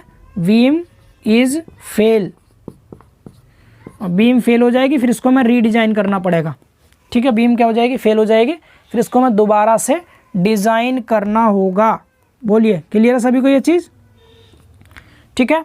समझ आ रहा सबको, ये सुरक्षित कर पाएगी जब एमआर की वैल्यू बेंडिंग मूवमेंट से ज़्यादा या बराबर होगी। ये दो पॉइंट भी आप लिख लेना नोट में, इंपॉर्टेंट पॉइंट है, ये आगे के लिए यूज होंगे, ठीक है। तो ये समझ आ रहा सभी को मूवमेंट ऑफ रेजिस्टेंस होता क्या है। अब हम ये कैसे बताएंगे इसकी वैल्यू ज़्यादा होगी या कम होगी, तो हम इसकी वैल्यू और निकालना सीखेंगे। एमआर की वैल्यू कैसे निकालते हैं, बेंडिंग मूवमेंट की वैल्यू तो हमें निकालना आता है, एसएफडी बीएमडी हमने बनाया था ना, तो जहाँ पर बीएमडी बना रहे थे तो बीएमडी में जो मैक्सिमम मूवमेंट उत्पन्न होता था वही हमारा बीएम की वैल्यू होती थी। अब मूवमेंट ऑफ रेजिस्टेंस एमआर की वैल्यू कैसे निकालते हैं उसको समझेंगे। ये दोनों लिख लीजिएगा आप, ये डेफिनेशन भी जरूर लिख लीजिएगा, ठीक है। चलिए, अब मैंने यहाँ पर एक लाइन लिखी है आपके सामने, क्या लिखा है कि बीम के अंदर से एक इंटरनल मूवमेंट उत्पन्न होता है। बीम के अंदर से कैसे उत्पन्न हो जाएगा, तो बीम के अंदर से उत्पन्न होगा, इस बीम में कुछ ना कुछ मटेरियल तो होगा ही, कंक्रीट है, स्टील है, तो कंक्रीट में तो टेंसाइल फोर्स, ये कंप्रेसिव फोर्स उत्पन्न हो रहा है, और जो स्टील है, स्टील में टेंसाइल फोर्स उत्पन्न हो रहा है, ठीक है। तो ये कंप्रेसिव फोर्स और टेंसाइल फोर्स आप देख पा रहे होंगे, कंप्रेसिव फोर्स अंदर की ओर लग रहा है, टेंसाइल फोर्स बाहर की ओर लग रहा है। तो ये आपस में मिलकर के क्या एक मूवमेंट नहीं बना रहे, आप खुद देखिए, क्या ये आपस में मिलकर के एक मूवमेंट नहीं बना रहे, ये मूवमेंट ही तो बना रहे हैं। देख लीजिए आप, ऐसे करके रोटेट करेंगे एक दूसरे को, जैसे मैंने बीच में एक लाइन खींच दी कोई भी, तो ये ऐसे घुमाएगा, ऐसे ऐसे, तो मूवमेंट जनरेट हो रहा है, एक बाहर की ओर लग रहा है फोर्स, एक अंदर की ओर लग रहा है फोर्स। तो यहाँ पर ये सी और टी के कारण ही क्या उत्पन्न हो रहा है, मूवमेंट उत्पन्न हो रहा है, जो कि अंदर से उत्पन्न हो रहा है, बीम के अंदर से। तो सी और टी के कारण ये मूवमेंट उत्पन्न हो रहा है, तो सी और टी की हेल्प से ये मूवमेंट की वैल्यू निकालेंगे। अब चूंकि हम सब जानते हैं मूवमेंट इक्वल टू हमारा फोर्स इंटू डिस्टेंस होता है, तो यहाँ पर एम आर इक्वल टू क्या हो जाएगा, फोर्स, आप दो फोर्स हैं आपके पास, या तो आप कंप्रेसिव फोर्स लीजिए या फिर आप क्या लीजिए, टेंसाइल फोर्स लीजिए। तो कंप्रेसिव फोर्स लीजिए या टेंसाइल फोर्स लीजिए, इन दोनों के बीच की दूरी क्या है, जेड है, जेड। तो यहाँ पर C इंटू जेड कर दीजिए या फिर T इंटू जेड कर दीजिए, दोनों ही फॉर्मूले किसके आएंगे, MR के फॉर्मूले आएंगे। जब MR हम कंप्रेशन में निकालेंगे तो C इंटू जेड करेंगे, MR हम टेंशन में निकालेंगे तो T इंटू जेड करेंगे। ये चीज़ बोलिए, सभी को समझ आ रही है ना ये चीज़ क्लियर है ना। ये M जो मूवमेंट ऑफ रेजिस्टेंस MR है बीम के अंदर से उत्पन्न होगा, अंदर से कैसे उत्पन्न होगा, तो C और T के कारण। कंप्रेसिव फोर्स और टेंसाइल फोर्स दोनों आपस में मिलकर के एक मूवमेंट बना रहे हैं, जो हमारा क्या होगा, मूवमेंट ऑफ रेजिस्टेंस होगा। तो इन दोनों की हेल्प से जो वैल्यू निकलेगी MR की, वो हमारा फॉर्मूला निकल के आएगा। उसको और दिखा देते हैं एक बारी आपके सामने फॉर्मूला, ठीक है। बट उससे पहले ये डेफिनेशन भी आप दूसरी लिख लीजिए। कौन सी डेफिनेशन, ये वाली definition, compressive force, compressive force, compressive force या टेंसाइल फोर्स, कोई सा एक फोर्स है ना, कंप्रेसिव फोर्स या टेंसाइल फोर्स। एंड मतलब तथा कह दीजिए, एंड इन दोनों के बीच की दूरी क्या थी, lever arm and lever arm, lever arm के गुणनफल को, गुणनफल मतलब मल्टीप्लाई को, गुणनफल को प्रतिरोध आघूर्ण कहते हैं, मूवमेंट ऑफ रेजिस्टेंस यानी MR कहते हैं। ये डेफिनेशन भी आप लिख लीजिएगा। मैंने यहाँ छोटे रूप में लिखा टाइम को बचाने के लिए, आप इसको बड़े रूप में कैसे लिखेंगे आपको बता देते हैं। यहाँ पे पूरा लिख लीजिएगा आप, क्या, कंप्रेसिव फोर्स और यानी ऐसे लिखिएगा पहले आप, the product of compressive force और tensile force and lever arm is called as movement of resistance. Hindi वाले बच्चे क्या लिखेंगे, संपीड़न बल या तनन बल तथा उत्तोलक भुजाग के गुणनफल को प्रतिरोध आघूर्ण कहते हैं। ये चीज़ भी आप लोग जरूर लिखें। तो यहाँ से हमें पता चल जाएगा MR का फॉर्मूला। हमने क्या लिखा है आप खुद पढ़ लीजिए। हमने लिखा है कंप्रेसिव फोर्स C, या तो गुणा C का कर दीजिए जेड के साथ, या फिर गुणा किसका कर दीजिए, या फिर गुणा कर दीजिए T का कर दीजिए जेड के साथ। ये डेफिनेशन लिख के नीचे ये दोनों फॉर्मूले आप लिखिएगा, ठीक है। इतना पहले ये लिखिए फिर ये लिखिए। अब मैं आपको वैल्यू निकाल के एक बार दिखा दूं आपके सामने, MR की वैल्यू क्या क्या होंगी, ठीक है। चलिए,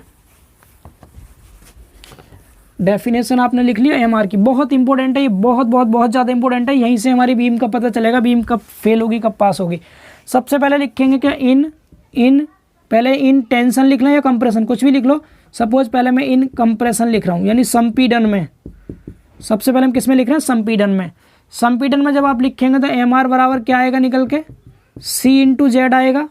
C की वैल्यू रखिए, C की वैल्यू, MR बराबर C की वैल्यू आपके सामने लिखिए, कंप्रेसिव फोर्स की value sigma CVC/2 into B into x, और ब्रैकेट में Z की वैल्यू रख दीजिए। C की वैल्यू तो ये आ गई, Z की वैल्यू क्या थी, Z था आपका स्मॉल z बराबर D माइनस x/3, यानी यहाँ से D में से इस x/3 को घटाते हैं Z मिलता है D minus x/3।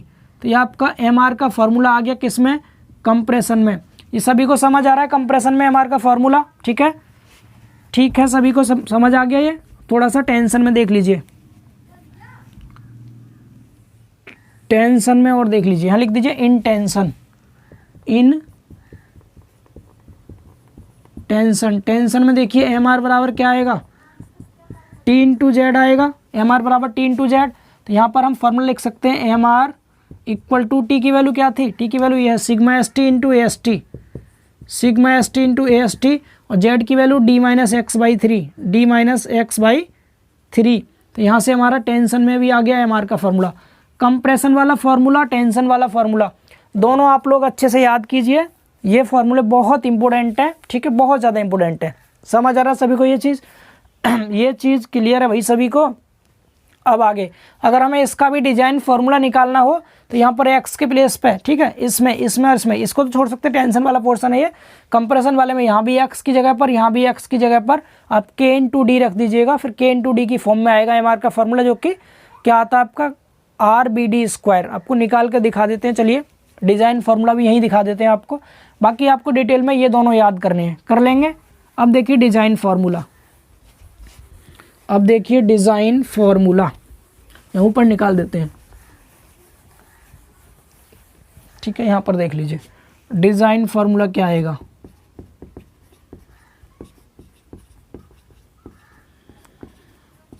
Design formula देखिए यहाँ पर MR बराबर सिग्मा CVC है अपॉन में 2 है, बी ऐसे रहने दीजिए, एक्स के प्लेस पे लिखिए के इंटू डी, क्या लिखेंगे के इंटू डी, ब्रैकेट में यहाँ डी है माइनस, यहाँ भी एक्स के प्लेस पे लिखिए के इंटू डी, अपॉन में 3 है। समझ पा रहे हैं, यहाँ से डी कॉमन लीजिए बाहर, तो एम आर बराबर sigma C V C by 2 into में इस डी को बाहर ले लेंगे तो क्या हो जाएगा, देखो बी तो यहाँ है, ये डी और ये वाला डी बाहर आएगा, डी स्क्वायर हो जाएगा, बी डी स्क्वायर हो गया और बी डी स्क्वायर, ठीक है, बी डी स्क्वायर हो गया। अब बच क्या गया यहाँ पर, यहाँ आपके सामने क्या बच गया, के बच गया, ब्रैकेट के अंदर यहाँ 1 बचा, माइनस यहाँ के अपॉन 3 बचा, 1 माइनस के अपॉन 3। ये चीज़ सभी को समझ आ रहा है, तो हम यहाँ पर क्या कह सकते हैं, इसको ऐसे लिख सकते हैं, एम आर बराबर ये देखिए के है 1 माइनस के बाई 3 है, ठीक है, और ऊपर sigma C V C by 2, यही तो है टोटल वैल्यू ये वाली, और पीछे क्या है B D square, B D square. तो यहाँ पर ये जो वैल्यू है ना, ये वाली वैल्यू, ये वाली, इस टोटल को हम आर बोल देते हैं या फिर क्यू बोल दीजिए, तो एम आर बराबर यहाँ पर हमारा आर बी डी स्क्वायर आ जाता है, आर बी डी स्क्वायर। इस तरह से इस आर की जो वैल्यू है कैसे निकालेंगे आप, एक तो आपको ग्रेड ऑफ स्टील पता होना चाहिए, दूसरा ग्रेड ऑफ कंक्रीट पता होना चाहिए। ग्रेड ऑफ स्टील के हिसाब से तो के की वैल्यू आप रखेंगे यहाँ पर, और ग्रेड ऑफ कंक्रीट के हिसाब से सिग्मा सीबीसी की वैल्यू रखेंगे यहाँ पर। तब इस पूरे को रखने के बाद आपका क्या निकलेगा, आर की वैल्यू निकलेगी। फिर आपको बी और डी पता हो, आर पता हो, तो इजीली आप एम आर बता सकते हैं कि कितना आएगा। ये समझ पा रहे हैं सभी लोग, ये चीज़ सभी को क्लियर है भाई, कर लेंगे ना इसको। चलिए तब इसको मैं हटा देता हूँ, ठीक है, इसको यहाँ से रफ करते हैं, आप इजीली इसको कर पाएंगे। डिज़ाइन फार्मूला ये होता है आर बी डी स्क्वायर। आपको डिजाइन वाले पोर्शन में इसको बताएंगे, आर की वैल्यू सब निकाल के दिखाएंगे, टेबल बनाएंगे पूरी, वहाँ से याद कर लीजिएगा आप। बाकी आप खुद भी निकाल सकते हैं। खुद भी निकालने से मतलब क्या है, आपने यहाँ पर यूज कर लिया क्या, FE 250, FE 415, FE 500, ठीक।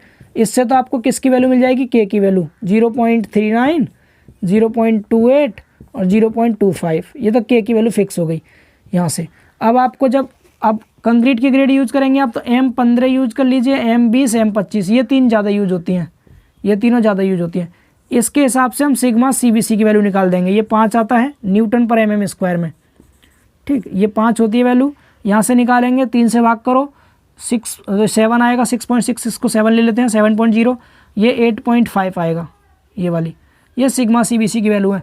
अब आपको FE ग्रेड पता हो और M वाली कंक्रीट की ग्रेड पता हो, तो K और सिग्मा सीबीसी की वैल्यू यहाँ रखते जाइए, आपको इजीली किसकी वैल्यू मिल जाएगी, MR की वैल्यू।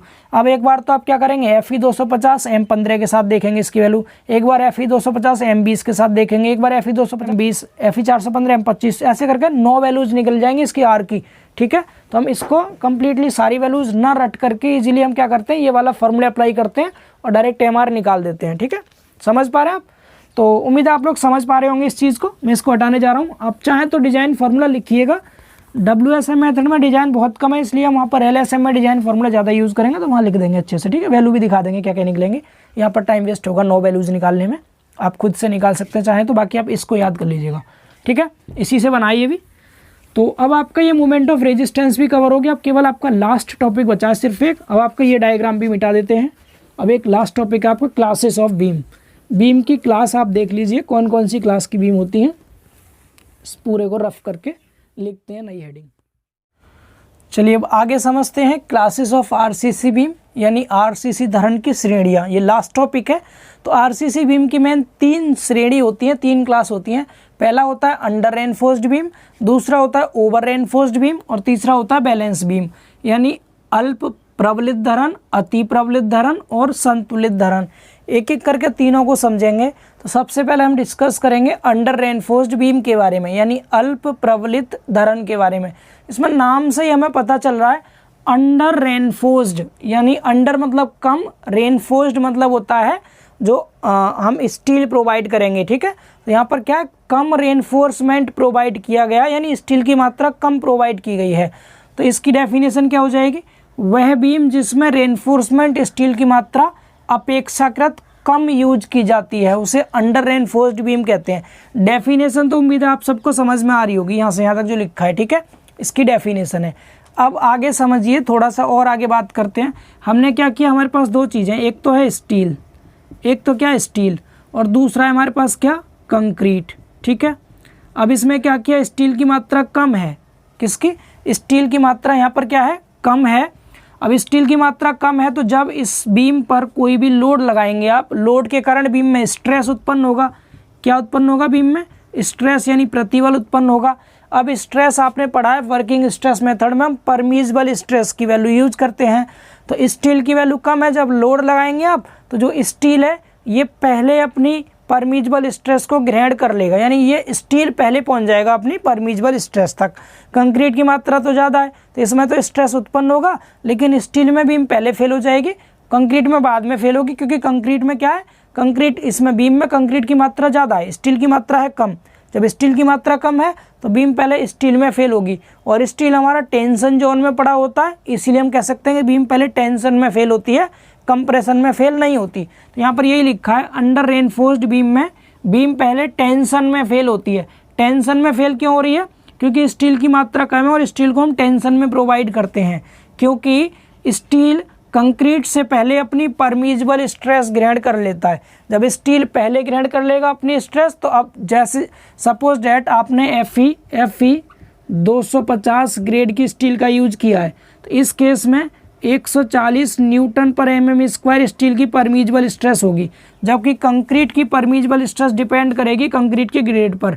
लाइक डैट आपने M15 ग्रेड की कंक्रीट यूज की है तो 5 न्यूटन पर एमएम स्क्वायर इसकी परमिसिबल स्ट्रेस होगी कंक्रीट का, ठीक। तो जो स्टील है ना, वो स्टील 140 न्यूटन पर एमएम स्क्वायर जो इसका स्ट्रेस है इसको पहले ग्रहण कर लेगा, जबकि कंक्रीट अपने 5 न्यूटन पर एमएम स्क्वायर तक भी नहीं पहुंच पाएगा। जब ये पूरी की पूरी स्ट्रेस की वैल्यू पहले ग्रहण कर लेगा, तब आप इसके स्ट्रेस से थोड़ा भी लोड ज़्यादा लगा देंगे तो पहले स्टील फेल हो जाएगा। स्टील फेल होने का मतलब बीम आपकी टेंशन में फेल हो जाएगी, क्योंकि हम स्टील को टेंशन में प्रोवाइड करते हैं, टेंशन जोन में, ठीक है। इतना सभी को समझ आ रहा है ना। तो ये तो इसकी डेफिनेशन थी जो आपके सामने लिखी है, ठीक। अब दूसरी चीज़, एक और क्वेश्चन मैं आप सबसे पूछ रहा हूँ, ये आपको कमेंट सेक्शन में बताना है। आपको बताना है अंडर रेनफोर्स्ड बीम में जो फेल होती है बीम, तो बीम का जो फेलियर होता है वो डक्टाइल फेलियर होता है या ब्रिटिल फेलियर होता है, ये आपको कमेंट सेक्शन में ज़रूर बताना है, ठीक है। एंड एक और क्वेश्चन सुन लीजिए आप लोग, और क्या बताना है आपको, इन तीनों बीम में से सबसे अच्छी बीम कौन सी मानी जाती है हमारी स्ट्रक्चर के लिए। आरसीसी स्ट्रक्चर में हम अंडर रेनफोर्स्ड बीम प्रोवाइड करेंगे, ओवर रेनफोर्स्ड बीम या बैलेंस बीम, इन तीनों में सबसे अच्छी बीम कौन सी होती है, कमेंट सेक्शन में ज़रूर आंसर बताएं आप लोग, ठीक। तो सबसे पहले अब हम पहचानेंगे कैसे कोई भी बीम अंडर रेनफोर्स्ड है या ओवर रेनफोर्स्ड है। तो हम पहचान करेंगे, हमने न्यूट्रल एक्सिस की डेप्थ निकालना सीखा था। हमने एक तो एक्चुअल डेप्थ निकाली थी, जिसका फॉर्मूला आप सबको बताया गया था, क्या, BXA²/2 इक्वल टू आपको बताया था MAST और D-XA। इस फॉर्मूले की हेल्प से हम क्या निकालते हैं, XA की वैल्यू निकालते हैं। दूसरा हमने XC निकालना सीखा था। XC के लिए फॉर्मूला क्या था, M sigma CVC into D/M sigma CVC plus sigma ST। इनको आप ज़रूर याद करें फॉर्मूले को, ठीक है। तो ये दो फॉर्मूले थे XC और XA। तो हम पहले इन दोनों वैल्यूज़ को निकालेंगे। अब जिस किसी बीम में हम एक्चुअल से तुलना करते हैं, अगर एक्चुअल यानी XA की वैल्यू कम आ रही है XC से, तो इस केस में हम कह देंगे हमारी जो बीम है वो अंडर रेनफोर्स्ड है। कैसी है, अंडर रेनफोर्स्ड। तो अंडर रेनफोर्स्ड सेक्शन में XA की वैल्यू XC से कम रहती है, ठीक है। तो यहाँ पर हम बता सकते हैं ऊपर से नीचे तक ये न्यूट्रल एक्सिस की डेप्थ होती है, तो ये वैल्यू क्या है, ये कम वाली वैल्यू है। और अगर आप इधर देखेंगे तो ये वाली वैल्यू कैसी है, ज़्यादा वैल्यू है। तो यहाँ पर ज़्यादा वैल्यू कौन सी है, XC की वैल्यू ज़्यादा होती है, XA की वैल्यू कम होती है। यानी हम ये भी कह सकते हैं XA ऊपर है, यहाँ पर A मतलब एक्चुअल न्यूट्रल एक्सिस, और नीचे क्या हो जाएगा फिर क्रिटिकल न्यूट्रल एक्सिस। तो हम यहाँ पर ये भी लिख सकते हैं इसमें एक लाइन और एक्स्ट्रा कि अंडर रेनफोर्स्ड बीम में एक्चुअल न्यूट्रल एक्सिस ऊपर होती है एंड क्रिटिकल न्यूट्रल एक्सिस नीचे होती है, इसीलिए XA कम आएगा, XC ज़्यादा आता है। ये तो अंडर रेनफोर्स्ड बीम के बारे में हो गया, समझ पा रहे हैं। पहचान क्या है, XA और XC दोनों की वैल्यू निकालेंगे। अगर XA कम आ गया XC से तो हम कह देंगे अंडर रेनफोर्स्ड बीम है। डेफिनेशन में क्या लिखेंगे, ऐसी बीम जिसमें रेनफोर्समेंट कम प्रोवाइड किया जाता है, यानी स्टील की मात्रा कम प्रोवाइड की जाती है, अल्प प्रबलित धरण कहलाती है। और यह बीम स्टील में पहले फेल होती है, क्योंकि इसमें स्टील जो होती है कंक्रीट से पहले अपनी परमिसिबल स्ट्रेस को गेन कर लेगी, ठीक है। अब इसको आप स्क्रीनशॉट ले लीजिए जल्दी से इसका, फिर मैं आपको ओवर रेनफोर्स्ड बीम बता देता हूँ, ठीक है। ओवर रेनफोर्स्ड, अब दूसरा लिख लीजिए ओवर रेनफोर्स्ड। यहीं से इसी में चेंज कर लेते हैं हम, इसी में चेंज कर ले रहे हैं ओवर रेनफोर्स्ड के लिए। ओवर रेनफोर्स्ड बीम, ओवर मतलब अति, हिंदी में कह देंगे अति, अति मतलब अधिक, ठीक है। तो ये क्या हो जाएगा, वह बीम जिसमें रेनफोर्समेंट स्टील की मात्रा अपेक्षाकृत अधिक यूज की जाती है, बस कम की जगह आपको क्या लिख देना, अधिक, अधिक यूज की जाती है, ओवर रेनफोर्स्ड बीम कहलाती है। कैसी कहलाती है, ओवर रेनफोर्स्ड बीम कहलाती है। अब यहाँ क्या लिखेंगे आगे आप, ओवर रेनफोर्स्ड बीम में, ओवर रेनफोर्स्ड बीम में बीम पहले कंप्रेशन में फेल होगी, इस बार पहले किस में फेल होगी बीम, कंप्रेशन में, लिख लीजिएगा पूरा, कंप्रेशन, कंप्रेशन में फेल होती है, क्योंकि यहाँ पर कंक्रीट स्टील से पहले, यहाँ तो स्टील आ जाएगा, इधर इधर स्टील, इधर आ जाएगा कंक्रीट, क्योंकि जो कंक्रीट है, कंक्रीट है वो स्टील से पहले अपनी परमिसिबल स्ट्रेस ग्रहण कर लेती है, ठीक है। क्या कर लेता है, जो कंक्रीट है वो स्टील से पहले अपनी परमिसिबल स्ट्रेस को ग्रहण कर लेगा। क्यों कर लेगा, ये भी सुन लीजिए ज़रा, क्योंकि आपने इस बार अब स्टील को ज़्यादा डाल दिया, स्टील की जो मात्रा है इस बार स्टील की मात्रा ज़्यादा है और कंक्रीट की मात्रा कम है, ठीक है, कंक्रीट से भी ज़्यादा है स्टील। अब स्टील ज़्यादा है तो स्टील तो पहले परमिसिबल स्ट्रेस ग्रहण करेगा नहीं, क्योंकि ये तो आपका ज़्यादा लोड सहलेगा, कंक्रीट अपनी परमिसिबल वैल्यू को पहले गेन कर लेगा, तो इसीलिए बीम पहले कंक्रीट में फेल होगी। कंक्रीट हमारा कंप्रेशन में होता है, इसीलिए बीम कंप्रेशन में फेल होगी, ठीक है। तो ये भी आपको कमेंट में बताना है कि ओवर रेनफोर्स्ड बीम में जो फेलियर होता है वो डक्टाइल फेलियर होता है या ब्रिटिल फेलियर होता है, समझ पा रहे हैं। इसके लिए डायग्राम क्या हो जाएगा, इस बार आपका क्या ज़्यादा रहेगा, इस बार आपका एक्स ए ज़्यादा रहेगा, एक्स ए से पहचानना है आपको, एक्स ए से, तो एक्चुअल न्यूट्रल एक्सिस की वैल्यू क्रिटिकल न्यूट्रल एक्सिस से ज़्यादा होगी इसमें, ठीक है, यहाँ देख सकते हैं आप, समझ पा रहे हैं ये चीज़। अब इसका मतलब क्या है, एक्स सी कम रहेगा और एक्स ए अधिक होगा, एक्स सी कम होगा, एक्स ए ज़्यादा होगा, यानी हम कह देंगे ये क्रिटिकल वाला हो गया, ये एक्चुअल। तो इसमें क्रिटिकल न्यूट्रल एक्सिस ऊपर होती है, एक्चुअल न्यूट्रल एक्सिस नीचे होती है, ये चीज़ पहचान लेंगे सभी लोग, ठीक है। तो ये क्या हो गया आपका, ये हो गया ओवर रेनफोर्स्ड बीम। इसमें जो जो चेंज किया है आप लोग चेंज करके इसको भी नोट कर लीजिए। इसका डायग्राम आपको ये वाला बनाना है, बना लेंगे सभी, समझ गए ना, क्लियर। अब तीसरे पर आते हैं, बैलेंस बीम। अब कौन सी बीम, तीसरी है बैलेंस बीम, हेडिंग लिख लीजिए balance beam, balance beam,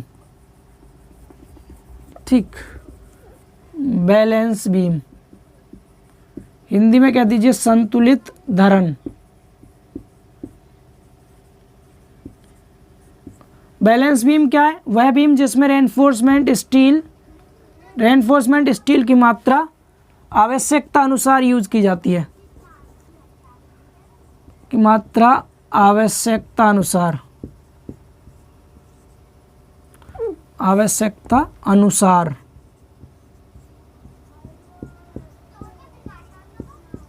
use की जाती है, उसे क्या कहते हैं, उसे बैलेंस बीम कहते हैं, बैलेंस बीम कहलाती है। समझ पा रहे हैं ना, जितनी स्टील की मात्रा की आवश्यकता उतनी ही प्रोवाइड करेंगे, ना ज़्यादा ना कम। जब कम प्रोवाइड कर रहे थे अंडर रेनफोर्स्ड, ज़्यादा प्रोवाइड कर रहे थे ओवर रेनफोर्स्ड, और स्टील की मात्रा अपेक्षाकृत यूज करेंगे हम, जितनी की ज़रूरत है उतना यूज करेंगे आवश्यकता अनुसार, तो बैलेंस बीम, ठीक है। अब बैलेंस बीम में क्या होगा, बैलेंस बीम में जो ये बीम होती है वो दोनों में एक साथ फेल होगी, साइमल्टेनियसली फेल होती है, यानी कि स्टील और कंक्रीट दोनों में एक साथ फेल होगी। तो यहाँ लिख लीजिए आप क्या, बैलेंस बीम में बीम टेंशन एंड कंप्रेशन दोनों में, बैलेंस बीम में बीम टेंशन एंड कंप्रेशन दोनों में एक साथ फेल होती है, दोनों में एक साथ फेल होती है, दोनों में क्या होती है, एक साथ फेल होती है, एक साथ फेल होती है, क्योंकि इसमें स्टील एंड कंक्रीट, इसमें स्टील एंड कंक्रीट दोनों एक साथ परमिसिबल स्ट्रेस ग्रहण करते हैं, एक साथ